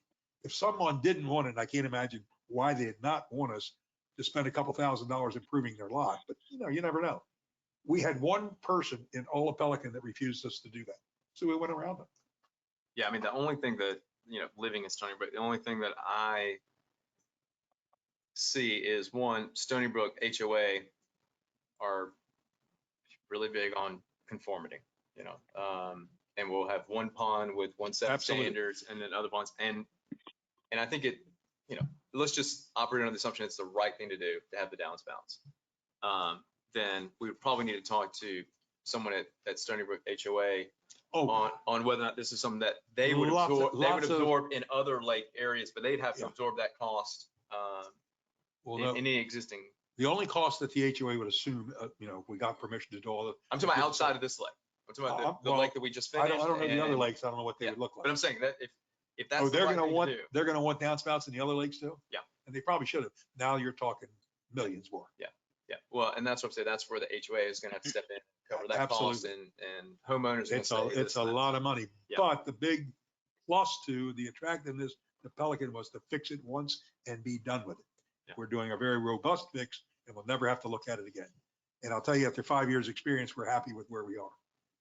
But there's an awful lot of selling to the people, and whether we can get over the political hurdles or not, because there's an awful lot of, well, you did it for him, you got to do it for me. And if we run into that, then so be it. Yeah. But at least we have a choice. And if Mr. Agapi can give us some prices to look at, if we're looking 1.8 million versus 750,000, we might want to consider. If we're looking at 1.8 million versus 3 million, well, then maybe we won't. And is that what you're proposing? Is that no stone? There would be no stones. No stone on that. Okay. And I thought we had issues with some of the coconut mesh in the past when we've. Depends on the slope that you're on. Well, I guess if you don't do littorals, then there's an issue. My only problem with doing the littorals, as I've said before, is you're going to have to get all these people to turn their water systems around to water the littorals because there's no water down there. Well, the littorals are all in the water. I mean, they go seasonally. Some of them are going to stay, but some are going to go. Well, my point is that between the control elevation and let's say 2 or 3 feet down into the water where it is variable and it goes dry. Right, they're going to die. That's where they die, but they'll not only die, that's where you have the erosion problem. Well, but you'll mitigate the erosion with the downspouts, and the littorals will stop it when it's high water. You don't have an erosion problem when it's low water. Okay. Now you do have a great shelf all around that lake. That's very, very good news. There's not a steep drop off from the elevation. It looks very, very good. So, okay. Anyway, that's what I propose we do. We'll look and see what the costs are. I have no idea what they're going to be. Okay. Thanks, Bob. All right, let's keep things moving along. So, Stephen, you'll work on that? Yep. Just for clarification, you guys are giving us direction to cost out that alternative? Yep. 8-inch diameter pipe with the downspouts, 12 by 12 bubblers. Also to note, SRF is currently reviewing the plans as delivered. So I can call Pankaj and, see Pankaj is with the state of Florida, the FDP SRF fund. Steve, I can try to talk to him. Go ahead, Doug. Before we do any modification on that, I mean, there's a lot of right legwork that would have to happen. I think the likelihood of going in this direction, I think, is very low, but I think we should at least price it out just to see. And price out, I mean, as far as the state revolving loan, leave that alone like we're going to do it. They'll okay, 10-4. We can always, lower the cost by reducing the amount of TRM and doing the other option. And I wanted to finish a quick point. The $180 per foot that I estimated was based on, the average price of all of the bids that we received, but some of them were at $105 for TRM. So we don't know the actual cost until we get the bids in. So yep. I use the higher number because you never know who's going to bid and who isn't, but it could be $500,000 lower or more. Okay, thank you. Yep. Chris, moving on to district manager report. Yeah, I just briefly had a couple of things. I'm going to come back to the board July 1st and ask, file a protest to the county because they're planning on issuing a permit to Summit to run the cable to the school. And we've asked them to include us on their certificate of insurance, include us on pre-construction meeting and add our facilities on their plans. And so far, we haven't gotten anything positive from us. I think it's something we're going to have to take action on to get recognized. We just have too much liability out there in the right of way to leave it hanging out to a county permit without our facilities being considered. How big of a line are they putting in? They're running from Daniels up Gateway Boulevard and Griffin to the school. How are they getting around the two cul-de-sacs? Well, they're having to revise their plans because the cul-de-sacs weren't in their plans either. The roundabouts, I should say. Yes, sir. And then once they make the turn, how are they getting from 7-Eleven over to Timberwood? That real tight curve, how they get, they're directional boring everything? 6 inch. Okay. Yeah, what I would suggest, Chris, How deep? Okay. what might be a good, for the board meeting, if you could have, and we can work on it. I'm here, like I said, I'm not leaving until next Friday morning. A draft of a letter to the county, and have that in the agenda packet. If you and I can get together and have that ready by Tuesday to get in the agenda packet. Okay. The board's, that way the board has something in front of them. We don't have to worry about drafting it On the afterwards. first. Yes. And the county has started some post-Commerce Lakes and pre-Griffin Drive bi-weekly meetings to look at what they did right and wrong on Commerce and try to meld those into the new one. Yes, sir. And like I say, bi-weekly meetings, and Kenny and Brian are both going to be invited to those. And really just like say, looking at things that did right, things that went wrong. And also we did some additional Tetra Tech, additional exploratory borings out there on Gateway and Griffin to discover where the FPL line is. Option. Yep. Option. Close Griffin Drive. Well, we'll look at that too. Close Griffin Drive. I'll bring that up for the board That would too solve the problem right there. at that meeting, because it'd be a great place to bring it up. Just close off Griffin Drive. Yeah, and we are starting to get some change orders on the Pelican Boardwalk project as they pull off that planking. They're finding some additional timbers that are rotting and caps they've needed. So far, it's just been a couple $1,000s, but we're expecting more. And today they did the walkthrough on Arborwood on the water and sewer stormwater system. And when they went to do the startup on the lift station, surprised there was about a foot of sand in the bottom and sand in the lines. And we told them we aren't going to sign the In the wet well? Yes, sir. And the pipe? Yes, sir. And that typically comes from construction where they leave the caps off, and we ran into the issue. Their position is, well, there's warranty on that stuff. And I said, not if sand and plumber's plugs are coming up in the wet well and damaging it. And I told them we had no intention on signing the clearance forms till we had an agreement that they'd be responsible for the damage caused by their construction debris. Well, they got a problem. They got houses like going up over there crazy, and somebody's going to be wanting a CO here soon. Well, that's where Unless they want to put in a temporary septic tank, they're in trouble. Sure. And also told them until the engineer gives the sign off on that clearance that we're not going to sign it. No So way. I put Stephen in a nice, comfortable position. And that's all I have for Yeah. today. Back up to the boardwalk project. Who's going to approve these? Those get approved by the engineer first, and then he brings them to me. And I was going to bring them to PPAC. There may be a timing problem with them. Of course, PPAC only meeting once a month. So what I was going to try to do is either that was sent to Mr. Measy today. And if it's $1,000, $1,500, I don't think we have a big issue. But if they come up with something that's $5,000, $8,000, $10,000, we want to know why it wasn't discovered during the evaluation of the boardwalk. Which is exactly my point. Yes, sir. It was a very comprehensive evaluation, and they've started some of the repairs, and I went out and looked at it, and I got photos of, I won't call it rotten wood, but damaged underbeams, cross beams. Correct. And we told them that that's not acceptable. And so now they're going to start billing us for everything? Okay. Well, we're going to find out. We're going to go through the right thing. And another example of Foster's great job. Gephardt, you have to have some confidence here. I do have confidence. Okay. Yeah, You'll see it before we pay it. I'm That's not all the I same can tell you. wavelength as Mr. Gephardt. Probably even a higher wavelength. Just throw anything to the wall and see what sticks. Why would you believe this? Experience. All right, thank you. Conference call. Okay, moving on, Public Works. And Brian, I like the insert that was in the board book. It'd be those little sections that you have in You that will be newsletter. getting that monthly now. Sweet. What And- we've done is got it to George and we just do a little blurb so that way you'll see what's kind of going on out in the And let's take these, like almost each one of these sections and throw them up on our Facebook page. That'd be a Oh, good that's- idea. We can do that. Good, Dog because I like the visualizations and the caption is really short. Yeah, I like the sewer one that we, Yeah. yeah. we try to keep it to 3 or 4 per month. That way you're not really a whole lot. But what we're showing here, the first one was the dog park. If you're not aware of it, we did resod it April 28th. It will grand reopening June 21st, which is Monday. So we're excited about that. The bottom pictures are some MRI here over in Daniels Preserve. So far, they've got Daniels Preserve, Timber Ridge, and Lake Interconnects are clean. We're moving out pretty quickly with it.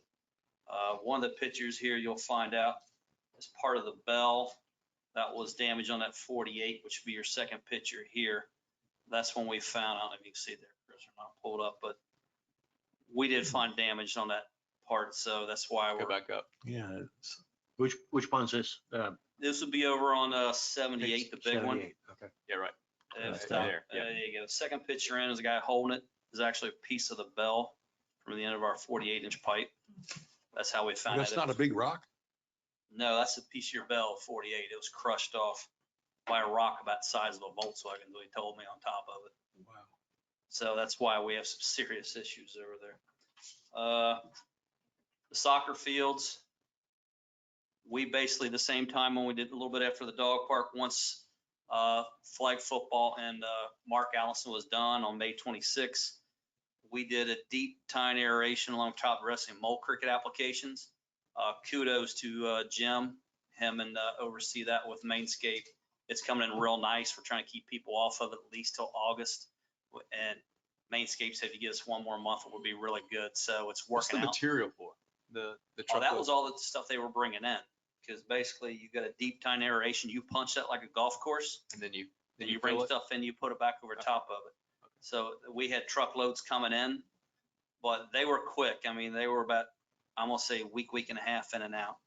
And now it's just, if you go out there now, it's nice and green. It's coming in thanks to Mother Nature here kicking in this week. It's And do really we think helping out. those, the patchy areas that's gonna It'll grow in? Fill it in. Okay.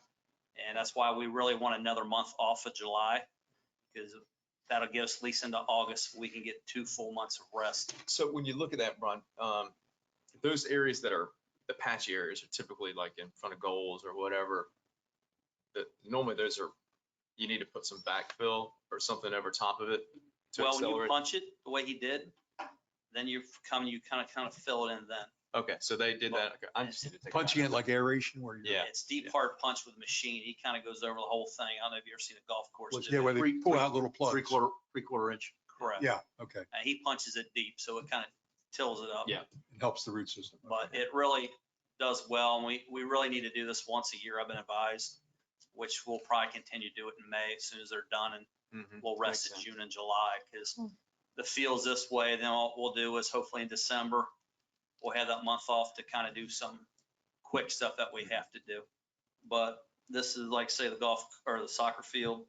We got another month, and hopefully in August, once I get the word, we'll open it back up. Natural resources, they'll kind of put this in here if you're not aware of it. Lee County has a do not fertilize. If you're not aware of that during the summer months, kind of keep it out of the stormwater system. I'm not too happy with the golf course right now, but that's another issue that Mr. Shoemaker's taking care of it, because they decided to put some grass clippings in the middle of the road, which is going down our storm drain. So we're trying to prevent stuff like that. But this is like, say, what Lee County's put up there, and we kind of copied it to let people know. Don't fertilize this time of year. You really don't need to, and it's going to go down the drain system anyway. If you've been out to Mount Lachey, if you fish or watch it on the news, I was out there Saturday. Mount Lachey is green, folks. And most of that's coming from Cape Coral and Pine Island, which is your runoff from all your basically stuff This like might be this. a great topic to forward to everybody on the president's distribution list. So they can be covered with the HOA That- presidents and managers. This would be a good And that's insert what to, yep, it's a And- whole newsletter. And Yep. we can do that. What I'll do is have Georgia, we can hook it to all the HOA presidents. But it's a very narrow time frame. From June to October, don't do it. Right. And this is kind of like, we're going to do a monthly, probably the second meeting of the month. You'll get one of these, kind of short and sweet. This week's been an adventure. We've had cars go into ponds, What? dogs supposed to be trapping I was in Pelican, stuff. one of my boys.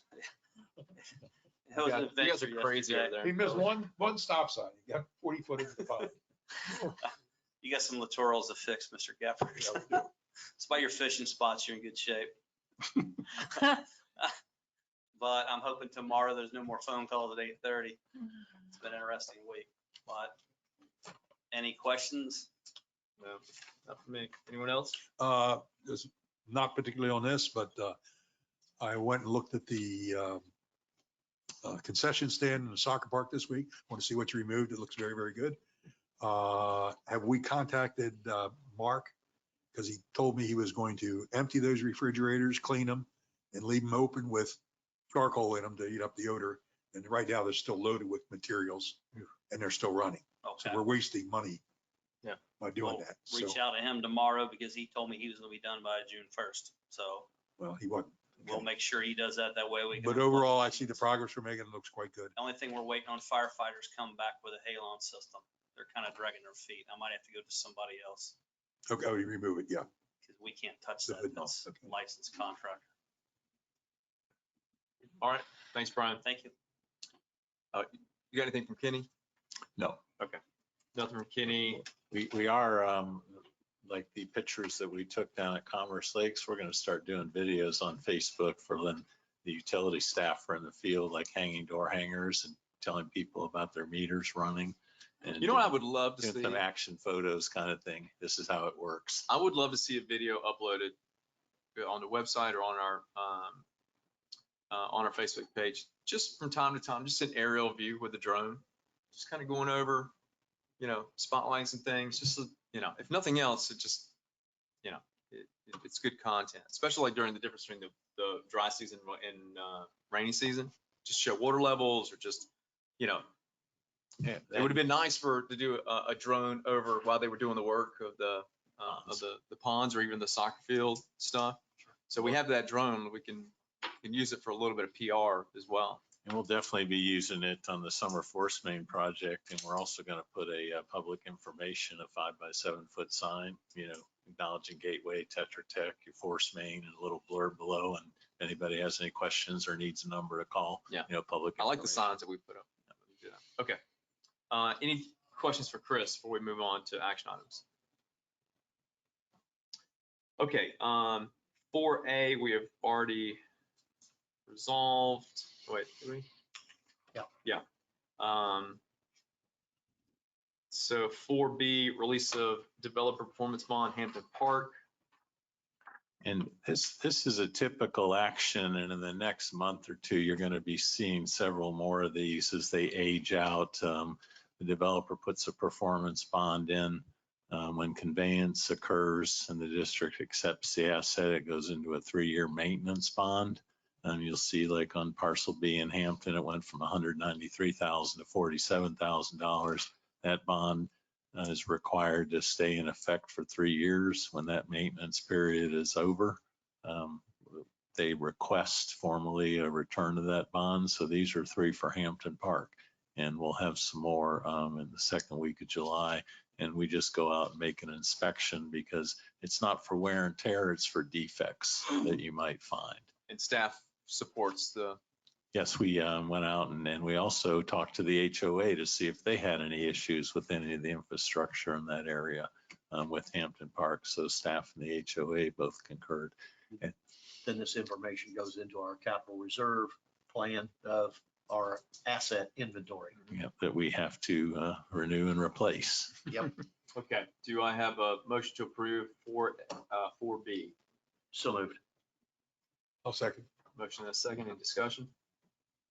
Call the vote. All in favor? Aye. Aye. Any opposed? Unanimous. Okay, action item 4C, assessment methodology update for 2021-2022 budget. Sure, and that's another item we have, and we brought forward getting ready for the assessment methodology in our budget this year.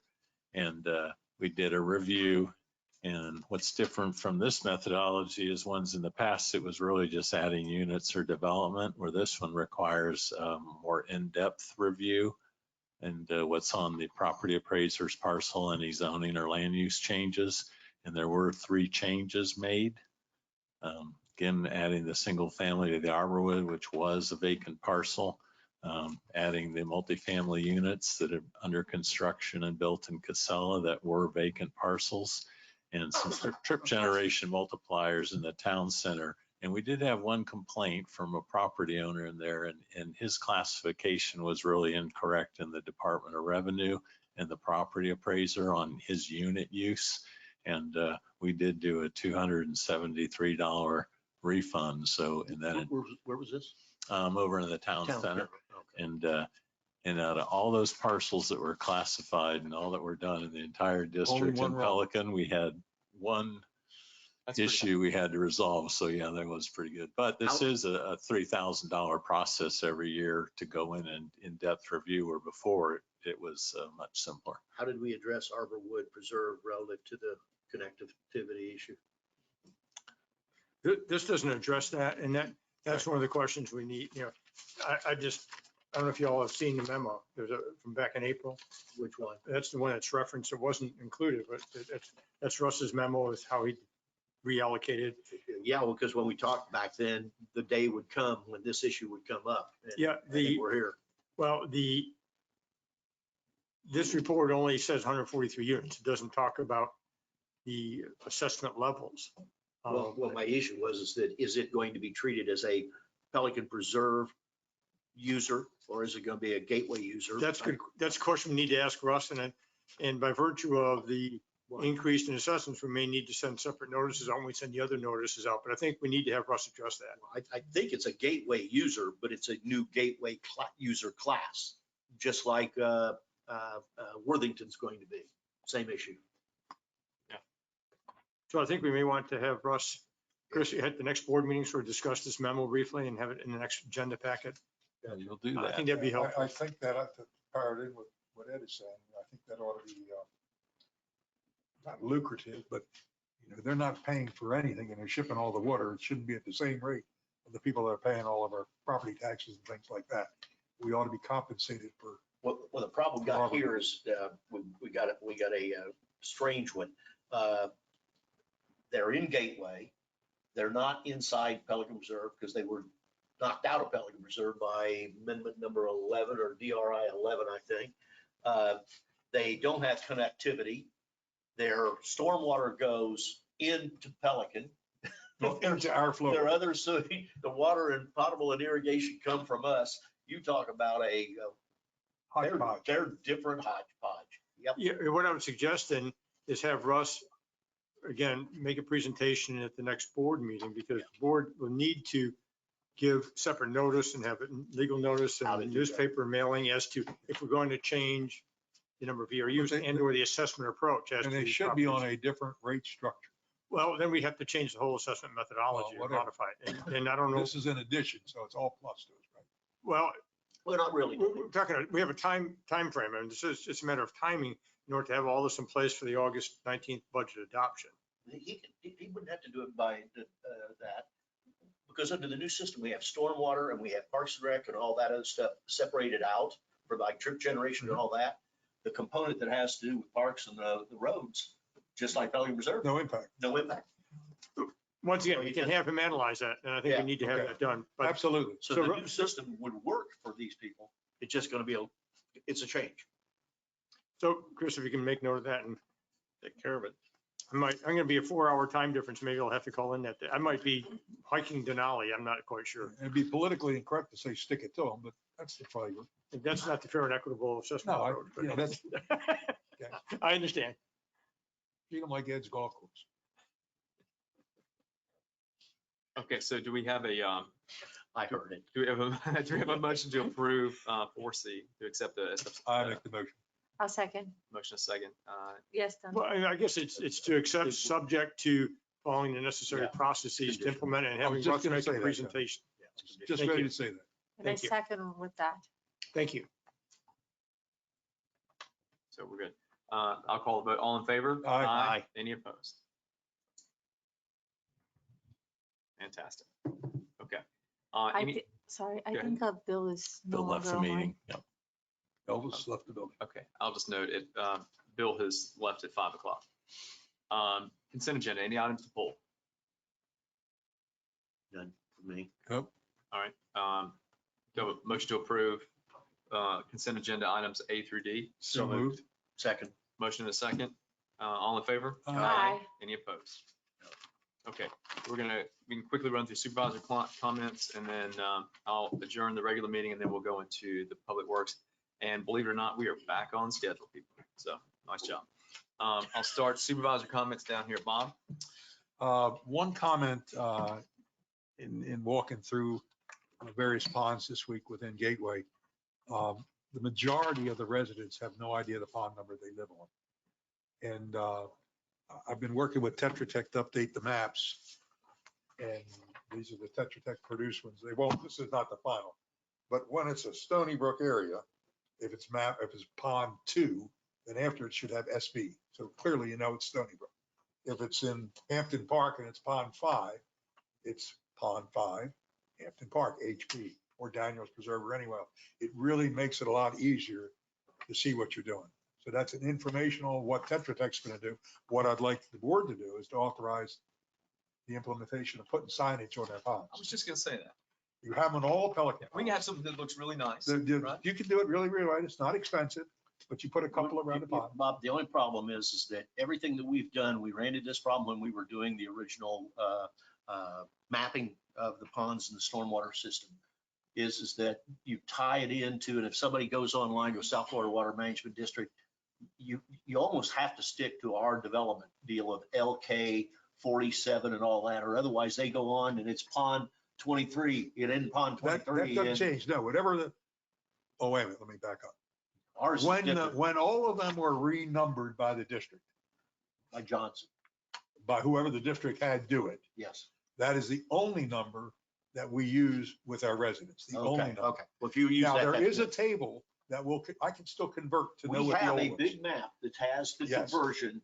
Because that's when you had like 7A, 7B, 8. So we got rid of all that. And it was done for our ponds over here at Gateway also. But from the resident perspective and the board perspective, in addition to having the number, the correct sequential number 1 to 85, it also has the development that it's in. That will just be so much easier for everybody to understand. And I'm wondering if we do this, if we do it right, you know, at the bottom, let's say we have some type of signage. At We the need a bottom, legend. you're We like, need a legend. Put a legend at the bottom that explains it. well, I'm saying on the sign itself, you have your pond number on the bottom. But I wonder if we can incorporate this with, is there something we need to update, like, you know, late part of the water flow system? You know, if there's, be careful alligators, or, you know, whatever, just maybe a sign that's not We just. didn't put not anything just about SPs. alligators because of the liability issues that we No, got. I'm just, So, I'm not saying specific. I'm just saying, instead of just Yes. saying, okay, this is SB 30, Right. 68. I would just a entertain nice anything little the board sign. wants. It might be an opportunity for us to do an enhancement while we're going. But through at it. least let the people know what pond they live on. Nobody Are knew you what only pond going to they do live it at the common areas? on. You're not doing it Well, in anybody's depending on the yard. size of the thing, you might do it 2 or 3 places. Whatever makes sense. A But I common mean, sense. Yeah, Right. the common We didn't area- put it in somebody's front yard. Yeah, you don't want it in a yard. No, it's not in the front yard. yeah, we just put it adjacent to the lake. But and at common least area. if they rode around their pond, their community, they know what pond they're talking And I about. think if you do like a nice sign, there will be an Yeah. aesthetic value to it. And we had a very inexpensive and a nice sign that has lasted for quite a while. I want to talk a little bit about the Met Tower issue. Somehow, as a board member, this needs to be reinforced with our staff, the quote unquote rules of the road in dealing with contractors. It seems archaic to even have to say this, but everybody's got to know you don't make verbal commitments. And if you do, you may be subject to penalty for doing it. Because when they're speaking officially, they're speaking for us. And if they're speaking when they don't have the money, there needs to be consequences for that in the future. This has come up too many times, folks. This is not a new concept. So I'm just going to throw that one out there because I think something needs to be done and reinforced there. And then lastly, throw it out that we might want to consider some form of a methodology that employees of the district that have a complaint with either a board member or a member of management staff as a way of communicating that somewhere, maybe anonymously, maybe not, that will go to whoever we designate to receive these types of things for investigation. It's in flight. And I would think, Yeah, we're working with the HR representative. Okay, good. To kind of go through just, any, just different updates to different policies. And that's one that has. and when those complaints come in, that somehow we figure out a methodology of sharing that information with everybody. Doesn't always mean action had to be taken. If whoever the designatee does the action, just that we know what happened, then if we collectively decide it was either too harsh or not enough, we get a vote. Yeah. And that's all I got. And Mr. Gebhardt, I was going to say after that meeting we had with Met Tower went in, I have a memo that I issued to staff and I can provide a copy to it. But the last sentence says the required paperwork must be done first, then the work. Keep this progression in mind for any and all future projects. My sense is that's not the first time you've had to do that. And that's what's the frustrating part. Yes, sir. And that's the bureaucracy. And it also comes into not only purchase orders, but bidding on the front end. Anything, absolutely right. On the Anything, front end and the back end. yes. We cannot go out and do bidding without a specification. I don't care if it's a paragraph long, you've got to have a spec. And we will multiples. It's not that I called my brother-in-law and he gave me a price, so I got a quote out. No Well, more that than is that. not the way to run the airline. No. If you don't have true scope identified, one, how are you giving your vendor direction? And two, how are you holding them accountable? Exactly. Yeah. Exactly. So, okay, Ed, I'll go to you. We talked last meeting about the assistant district manager. What do we need to do to get the advertisement out and on the street for the position? We had that position. When do we? We have a draft description that I was going to bring up during the budget workshop to see if there are any comments one way or the You'll talk other. about it then? And Okay. then we'll bring it up and then get comments from the board, finalize the description. And there's 4 different avenues. I will mention that when I was at the Florida Association of Special Districts, I talked to a number of entities and engineers about hiring technical people.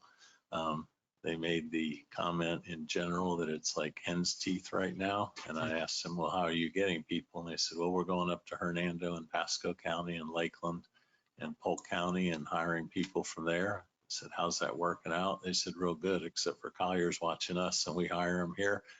They're making higher offers to the same people.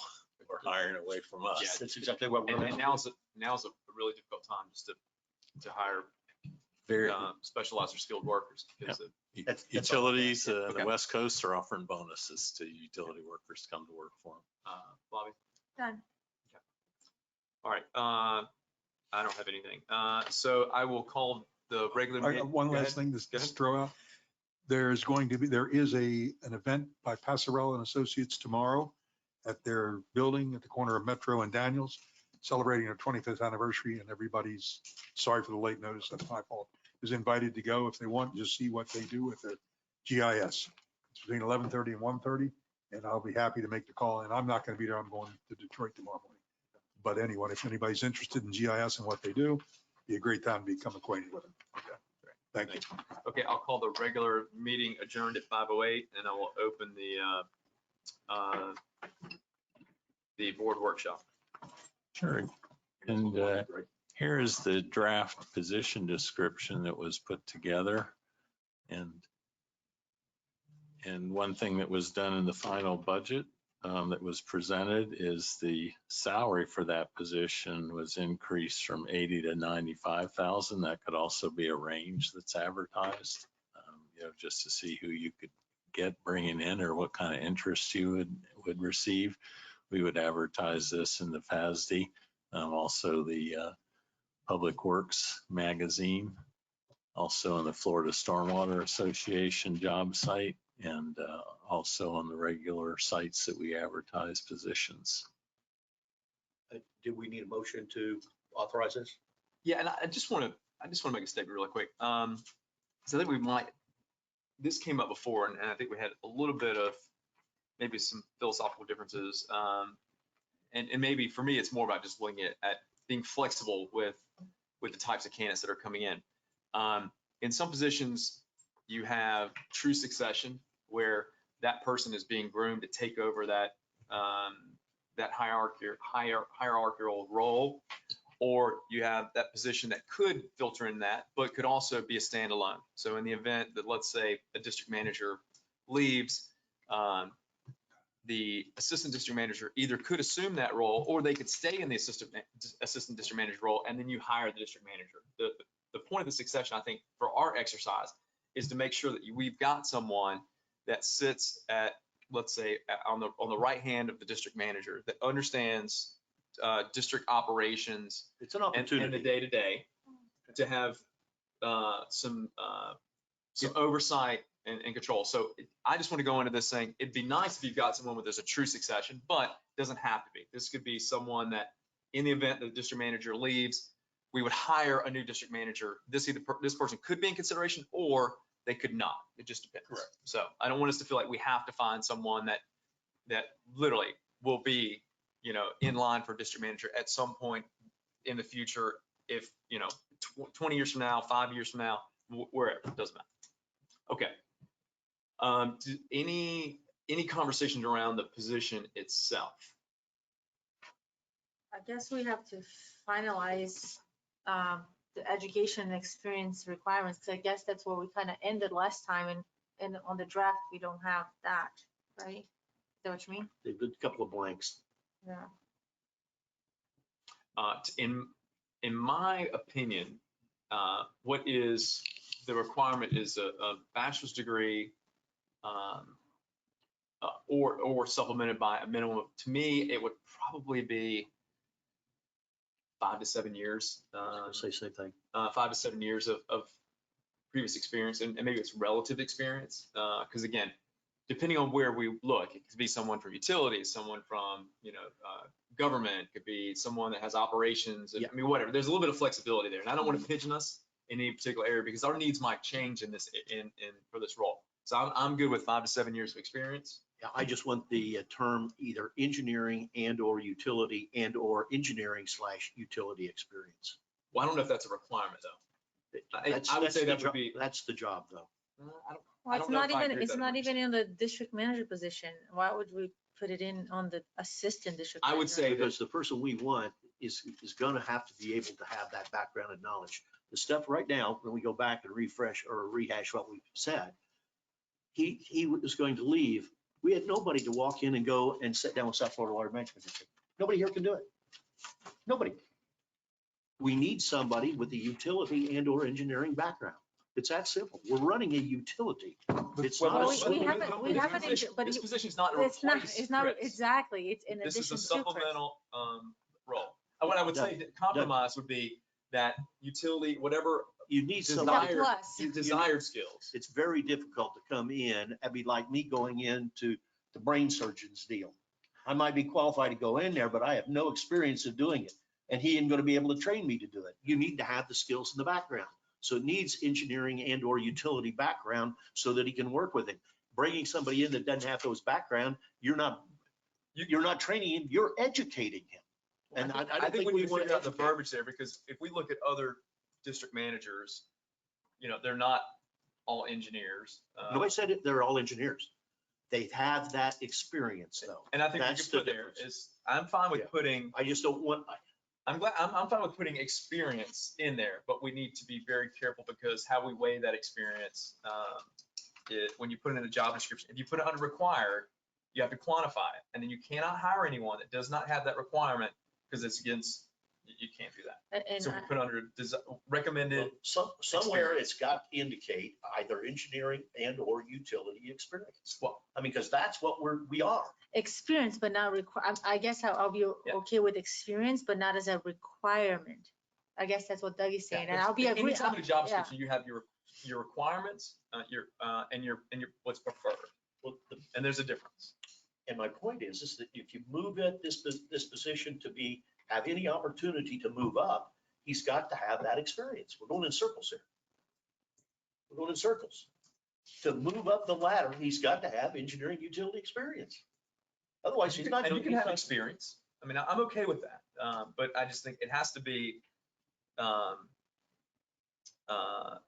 it's See, not a requirement. See, 5 to 7 years of previous engineering and or utility experience. I'll throw in another deal, stormwater experience, by that. But something to get it out. There is nothing in here that implies that you're doing work as a utility. Nothing. If it was You me, can get somebody in here that has no knowledge whatsoever of a utility, and that will do us absolutely no good. No, it says right here, knowledge and skills. You don't see that. Utility and public works, experience helpful. It says it in there. Say what? Knowledge and skills, the first bullet item. so government administration experience necessary, utilities and public work experience helpful. I would change helpful. Or move that down into the experience. Take those there and Or move just down remove into the the- experience deal. Or just I would remove put the it, helpful. the way I would rephrase it is governmental administrative experience necessary.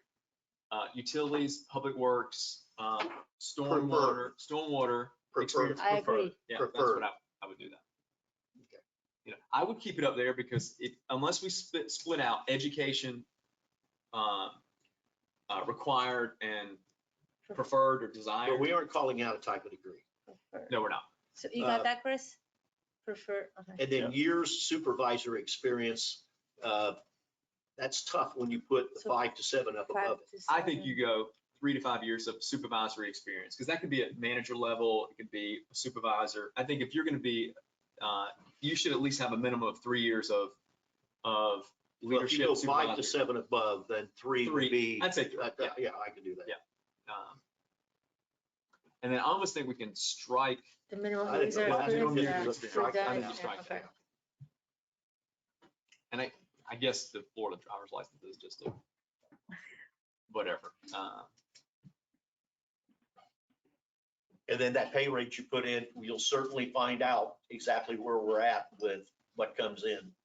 And I almost want to put something in here around, you know, some of the things that I think this position will do. So if I think about what is the most advantageous for Chris, it's being able to, you know, not only work in a government administrative environment, but you got to have, you know, operational experience.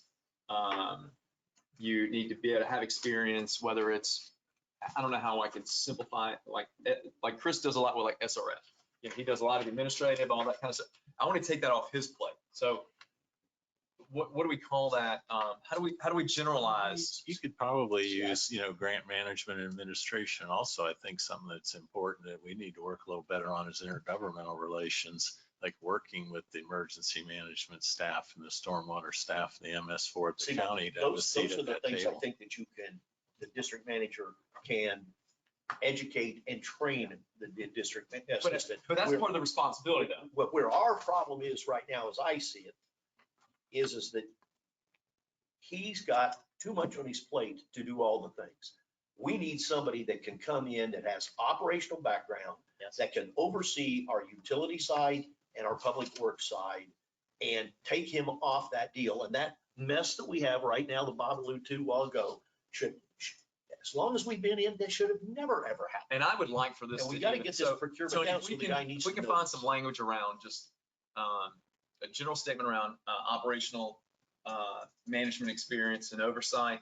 I'd love to see something that speaks more to maybe project management or PMO experience, because this is also what I think this position would have some accountability in, is our district PMO office, managing the project management office. Now, they're not responsible for each project, but they oversee. Well, see, when you went. The delivery and the direction. When you went and put the 5 to 7 in that first paragraph, you just backed yourself a little bit into a corner with their ability to do a lot of things. 5 to 7 is not very long experience. No, but it gives you a starting point. Yeah, I think you already. And I think it doesn't mean we won't hire someone that has 10, 12 years experience, but ideally that's a sweet spot, 5 to 7 years They would have, in that area. They might have had 5 or 10 years experience in, you know. they would have had to fall into a pretty good job to be able to come in with 3 to or 5 to 7 years to walk into what I envision of a person that would be able to do the job. Well, and here's what I would say. I think it's going to require And more this, experience. I think what this is gonna, is gonna end up happening is we're going to approve this. Well, you're in a workshop now. You can't approve it. No, what I'm saying, At some point in time. at some point in the future, we will approve it. And then we will see what we get. Yeah. And then we'll make modifications. I guarantee you, we will go through at least one more revision of this job. Yeah, and I would suggest that it already says local government project management, general management and operational experience. So it sounds like it does cover the concept of project management external to vendors and also project Yeah, management. vendor management's internal. another one we should probably have in here as well. Contract administration, and vendor management may be a good phrase Yeah, to put. I like contract management and vendor, It says contract administration, then add vendor yeah, management. I agree with that. Yeah. So I think we're close. I mean, and again, we're not gonna know until we start seeing, until, Chris and staff start seeing resumes come in. Because that's gonna lead you in one direction. Yeah, in my experience dealing with cities and counties and other CDDs, the guys that are in the management folks that I see that are involved in it, after about 2 or 3 years, they're pretty skilled at project management, coordinating and staffing. They should be. In that the 3 to 5 year, really, in 5 to 7 is pretty darn good, quite frankly. If they especially- landed in the right position to begin Yeah, with, and I've you seen could that. do it. You could have I've- 15, 20 years of professional experience and 5 to 7 in, Yeah, I've seen- 5 to 7, 10. For example, the current county manager in Cuyahoga County that's in charge of everything is a finance background. He came in as a budget director. Yeah. And then he's been there, so he gets to touch everything. Yeah. So he sees the operation of utilities, sees the operation of roads, sees the operation of public works. So he's a numbers cruncher. He's a black and white tick and tack kind of guy. And I have But, access to. That's not unusual. I have access to a lot of tools. I'm gonna do some independent searches on my own just to, Well, the you know, key, see. I think the big thing is right now is get the people in. You're going to find out real quick, like especially what you found out up in Orlando. We're going to find out real Yeah. quick where the market's at on this. Yeah, one Or more thing what's to add available. here. So we are also working with our HR point of contact to draft out what our interview process looks like as well. And we'll bring that back probably next board meeting, just to make sure that everyone is in tune, in line with what the process will be, who does first review, who does first interview. We're going to do a board panel, individual, whatever that is, because I want to make sure that, any position at this level that we all as board members have input on when it comes to final, the final 2 or 3 candidates or whatever that is. Because I know we're all going to want to have input, but we want to do it at the right time. It may also be just as important to formalize your onboarding process. You're absolutely right. You're there. what? Onboarding process. What the person does, like when Brian came on, the first thing I did is rode around the truck for a couple of days with him for a few hours, and then we had a luncheon to let him meet everybody, and then we went around Yeah, individually. and what does your first 30, 60, 90 days look like? What are your expectations? So again, working with our HR point of contact on that. So I think Tony, if you can make the slight modifications. Oh, what is the? Well, Chris, you've got the document, I think, so. Yeah, we can do that. And also, do you want to add anything about, and maybe you don't have to have it as a requirement, but strategic outlook, long range. Yeah, I mean, strategic planning. orientation. Yeah, strategic planning experience. And Chris, what is the range right now on our manager range is what? Is it 65 to 85? Yeah, right in there. 65 to 85. And it may only be up to, I think it's 80. Okay. Remember when we set those sub positions? I would probably say this role is easily 70 to 95. I think what he heard is what I was worried about is this could very easily go over 95.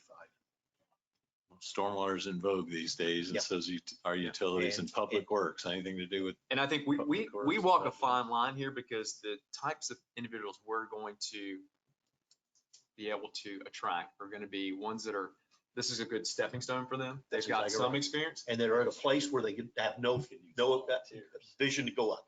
Or it's That's those what that we have need. done this for 20 years and they're looking to, they're coming out of a large utility. They want to chill out for a couple of years before they retire. So when we look at this, we either need to, and this is where DNA comes in so important, is bringing people in that are coachable, that have our culture DNA, and someone that we can mold and grow quickly into the role. If we can't hit a bullseye, which might be very difficult for us to do. So I think, we just need to be very open in what we're looking at here. So we'll do the range of 70 to 95. We also need to put, and I guess this position would fall into our revised bonus structure, which I think we'll approve during the budget time period. So I don't think there's anything else we need to add. I think we're in good shape. We'll find out real quick. Oh, yeah. Okay. What else do we have? And so I take it that, Chris, you and Laura will make the edits and bring it back July 1st for final approval, hopefully? Yeah.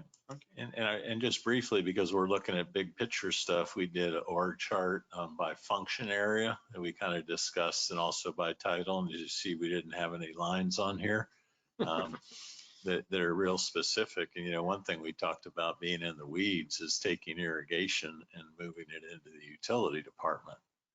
And someone goes, well, why'd you do that? I'll just give you two reasons. One, Mainscape is divided in half. They have their turf people, they have their irrigation people.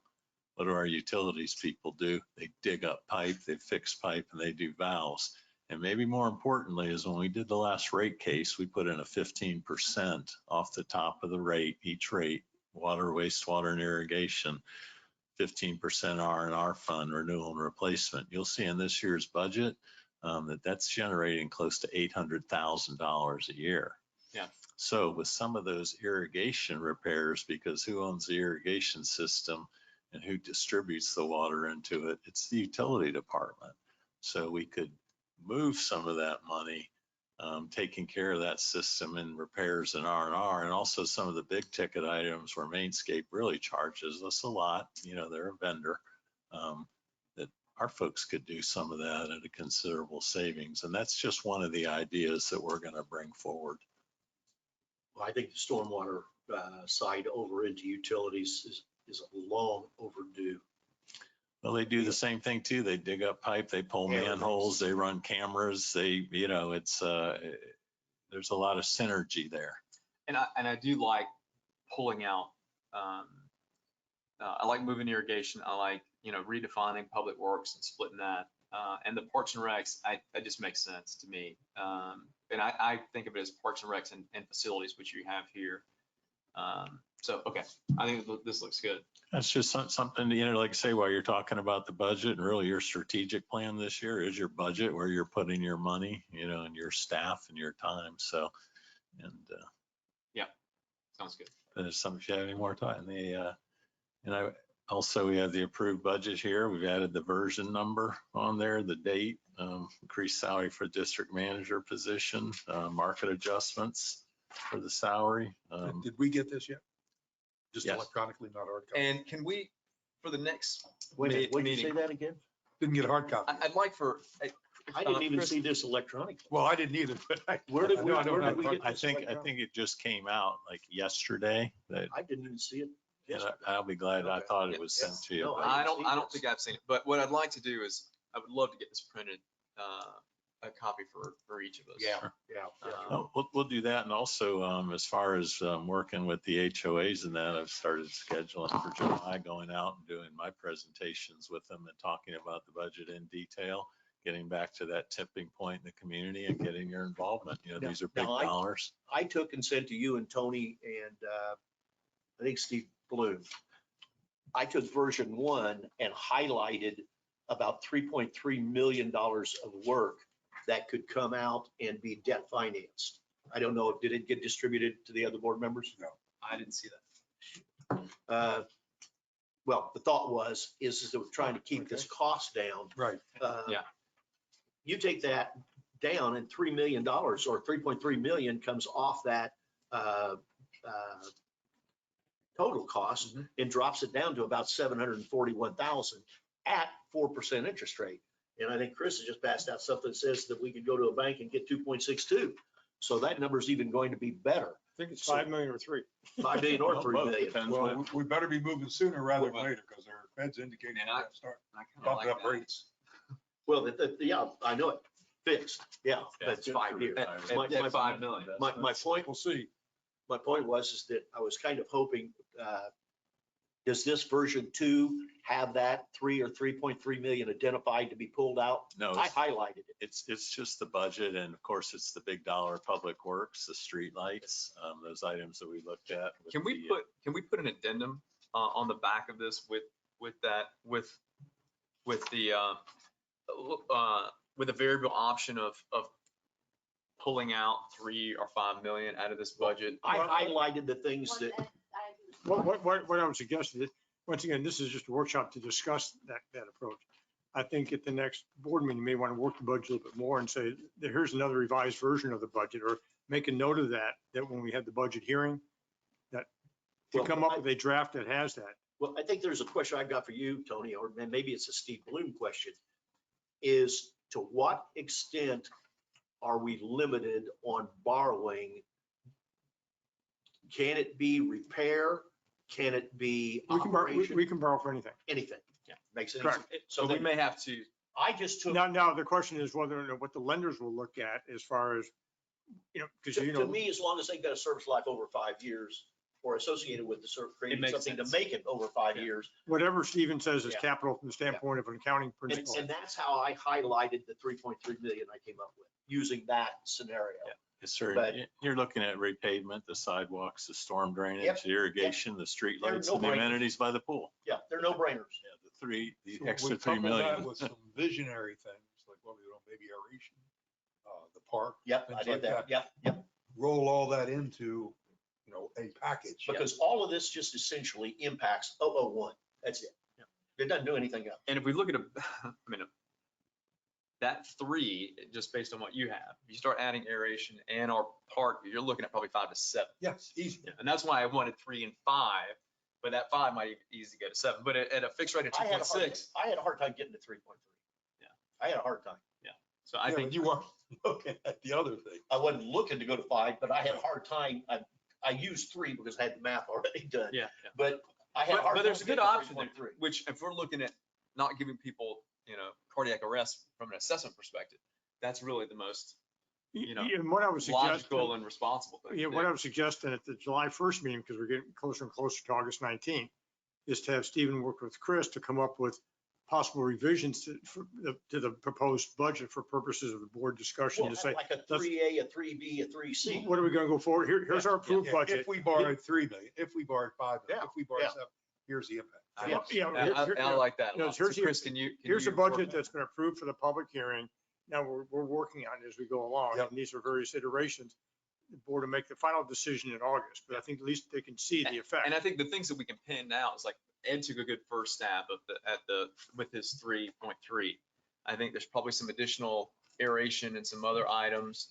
But for me, the bigger chunk is going to be if we get traction on this park deal, even if you phase it out, that first phase, in order to do it, at any quality to where there's actually something tangible for people to use, it's probably going to be about $5 million. Well, hold on. Right now, there isn't anything in there in that budget right now There's for that part. 500. Wait, there is something. Minimum.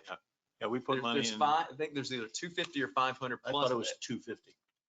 I think Brian raised it to 5. And we Plus have there's another- additional 250. But it's in not impact. anything of fees. substance. Yeah, no, I mean, you can't, that would get us through engineering. Well, that'll raise the cost because I didn't put that in there. I missed that. But that's why I think, But that your would, that'd be 3 a place plus to another, start. that Yeah. gets us, okay, so Hey, anyway. Chris, what I would suggest when you talk to Iberia, tell them to strike UCC business assets as collateral. There are no UCCs that can be filed against district assets. It's specifically excluded. It would be a pledge of revenue. Which UCC business? That's Uniform Commercial Code. It's called Article 9. Uh-oh. That's where you get a lien on personal property assets, inventory, furniture, and equipment. That doesn't apply to districts at all. We can't. So if we Well, default, we have to stand for a meeting. Some people would wish that to be the Yeah, case. just let sessions stand. So if you can just clarify with him, this might be just a plug sort of template that they have, but it'd be the pledge revenues, which would be the assessments. Yeah. You just went to one bank and got 2.62? Our bank? Well, they're familiar, I guess, and that's why. With the district. That was as of yesterday. So. That's good. Yeah, And- we oh, know- we know time- rates are increasing. Timing? What are they, did they give you any deal of telling what 90 Bob's days. basically saying? I would say it would need to be 90 Yeah, days. you'd be lucky to get a commitment much beyond 60. Because they said in the second quarter next year, the Fed's raising the Yeah. target. If you're going to do it, Now's the time. we Now's need the to do it. time to do it. Maybe as well don't Well, put- yeah, I guess the question is it possible to have a term sheet and a commitment letter by the next board meeting outlining everything, the costs and the details from Iberia? Yeah, you gotta study that. Unless we swag it. Well, why wouldn't we be able to you can take what I've done and then add to it to go to 5 million and get that as a listing of the items for which the the loan is based. Well, we Why can do can't we that. get We that can do together? that relatively easy because we have a lot of the items identified, and really to do an engineering report or have Tetra Tech back it up with an engineer's report with that loan, all you're really doing is adding numbers to it, linear feet, number of catch basins, number of street lights, and that's just quantifying the Yeah. information we already have. Okay. And your amenities, we're gonna do the engineering study, and this is Well, the first year. that's the second year. one way to take a $1,200 ERU assessment and knock it down to eight or 900, Yeah. real fast. Which is palatable. Real fast. And the aeration. Until we do it again next year And it may, for some other projects. it may. And we I'll tell you, have- but we these have things numbers just like on the- aeration. Or just like today that came up, this road deal, that's probably another $150,000 it's gonna cost us to fix that road. Fix that road. It's ridiculous. When you were going to your meetings, you said the communities all, you put a schedule out, I'd like to come to a couple of them. Sure. Got nothing else to do, I'd love to go. Yeah, I'm setting them up right now, starting with the Hey, larger and ones. Chris, I'm curious, so with the roundabouts, what I was noticing is they have curbing on there. Right. So I don't believe I've ever heard from the county there was ever going to be any intention to put curbing. No, on the middle, what they call the inscribed circle, that is a runover curve. Right. Because they know that it's gonna be mounted. It's pretty, though. It's a mountable curve. But the outside I saw curbing, and I was Well, just that's curious. Drainage. Yeah, Yeah. that's That's more drainage. drainage, and that isn't as pronounced. That's more easy. Slope. The biggest problem I got right now is just by feel and eye, is when you come from the south and then you're going past the Boulevard Deli or the sauce place, other than the fact that you reach out and pick up your order to go. That pavement there, that pavement is very uneven. The last thing I want is to look like this abortion up here. Did you see the And brick? it's what it's Have you noticed starting the to brick they look put like. down? Jesus, that brick is, it's really red It's though, red. really red. Old people won't let right over it. There's no color. And Okay. I'm just worried that the pavement, right now, that road was smooth. It was smooth. Delivered. The transition does not look like it's going to be level. Delivery, that was Yeah, it was- So Chris, did you have anything else in the budget, or does that wrap it up? No, that's really all that we had today. So this is online someplace to us, so we can. Chris will make sure they get sent out, and then Get a hard you'll copy. print out hard copies. And if you'll just have them here, we can either swing by and pick up the hard copies, or if you don't pick it up, you'll have it by the next week. Well, one other thing, you did send this park deal out, which was a massive amount of information. I went to the consultant today also. This is going to be a challenge for him, looking at this and trying to come up with what does this community want? This is a challenge. It's a challenge for I mean, us. there's no clear thing on here that, And it's a tower building. You got people that don't want to spend anything no matter what. And you got a whole bunch of other people that would really like that. Well, and I think when I looked at it, the majority of the items on there, I think can be incorporated. Some of them are a little bit of overlap. You talking about a covered picnic area versus an amphitheater versus a pavilion, whatever. Some of that we can come up with a solution. But like the amenities, you know, bocce, tennis, and all that stuff is pretty standard in a park environment. Absolutely. So it's not like there's, you know, they're and not the high difference is quality. going to be volume. And they're not high. You're talking about maybe, you know, I'm just hypothetically, you know, like 4 pickleball, 1 basketball court, or 2 basketball court, or, you know, then it becomes volume versus square And we footage. designed it to be expanded. but what I didn't understand was covered activity. What is a covered activity? You talking about a building? It's probably like a pavilion, you know, like. Because a covered the- picnic area is like a shelter house. Yeah, but I think I interpret that like over at Gateway High School, they have, or actually Gateway Elementary, they have a covered pavilion it's like a recreational area. It'll hold maybe a dozen tables on the side. Yeah, or maybe it's even maybe a little bigger than that, because you can put a basketball court under it or That's a something like lot that. bigger. Yeah, it's a little, so, But I went out to the pool this week. That's that steel structure. yeah, it's like a Yeah. steel pavilion. I had very low expectations of the pool. You see it, like, really looks very nice. Other than the Our pool? Yeah. Oh. You know, Well, it's a the lap chairs pool. look terrible. Yeah. But it was very It's- clean, Clean, right? very Yeah. clean. Yeah. Up to date. I went in the bathroom specifically, but thought I heard things that was really ratty. The only problem is it's just not functional with our community. Okay. I mean, it's great if it was a dedicated lap pool. But even how you get in and out and the shape of it, like if you've got kids in there, if you've got kids and somebody's trying to swim or like, Kids need to have yeah. a low entry ramp type walk. Or even just a little separate. So anyway, that's not our But problem. anyway, I We'll have was some very of this, pleased so. to see that. All right, so I will call the meeting adjourned at 5:39. So great job. We only ran 9 minutes late.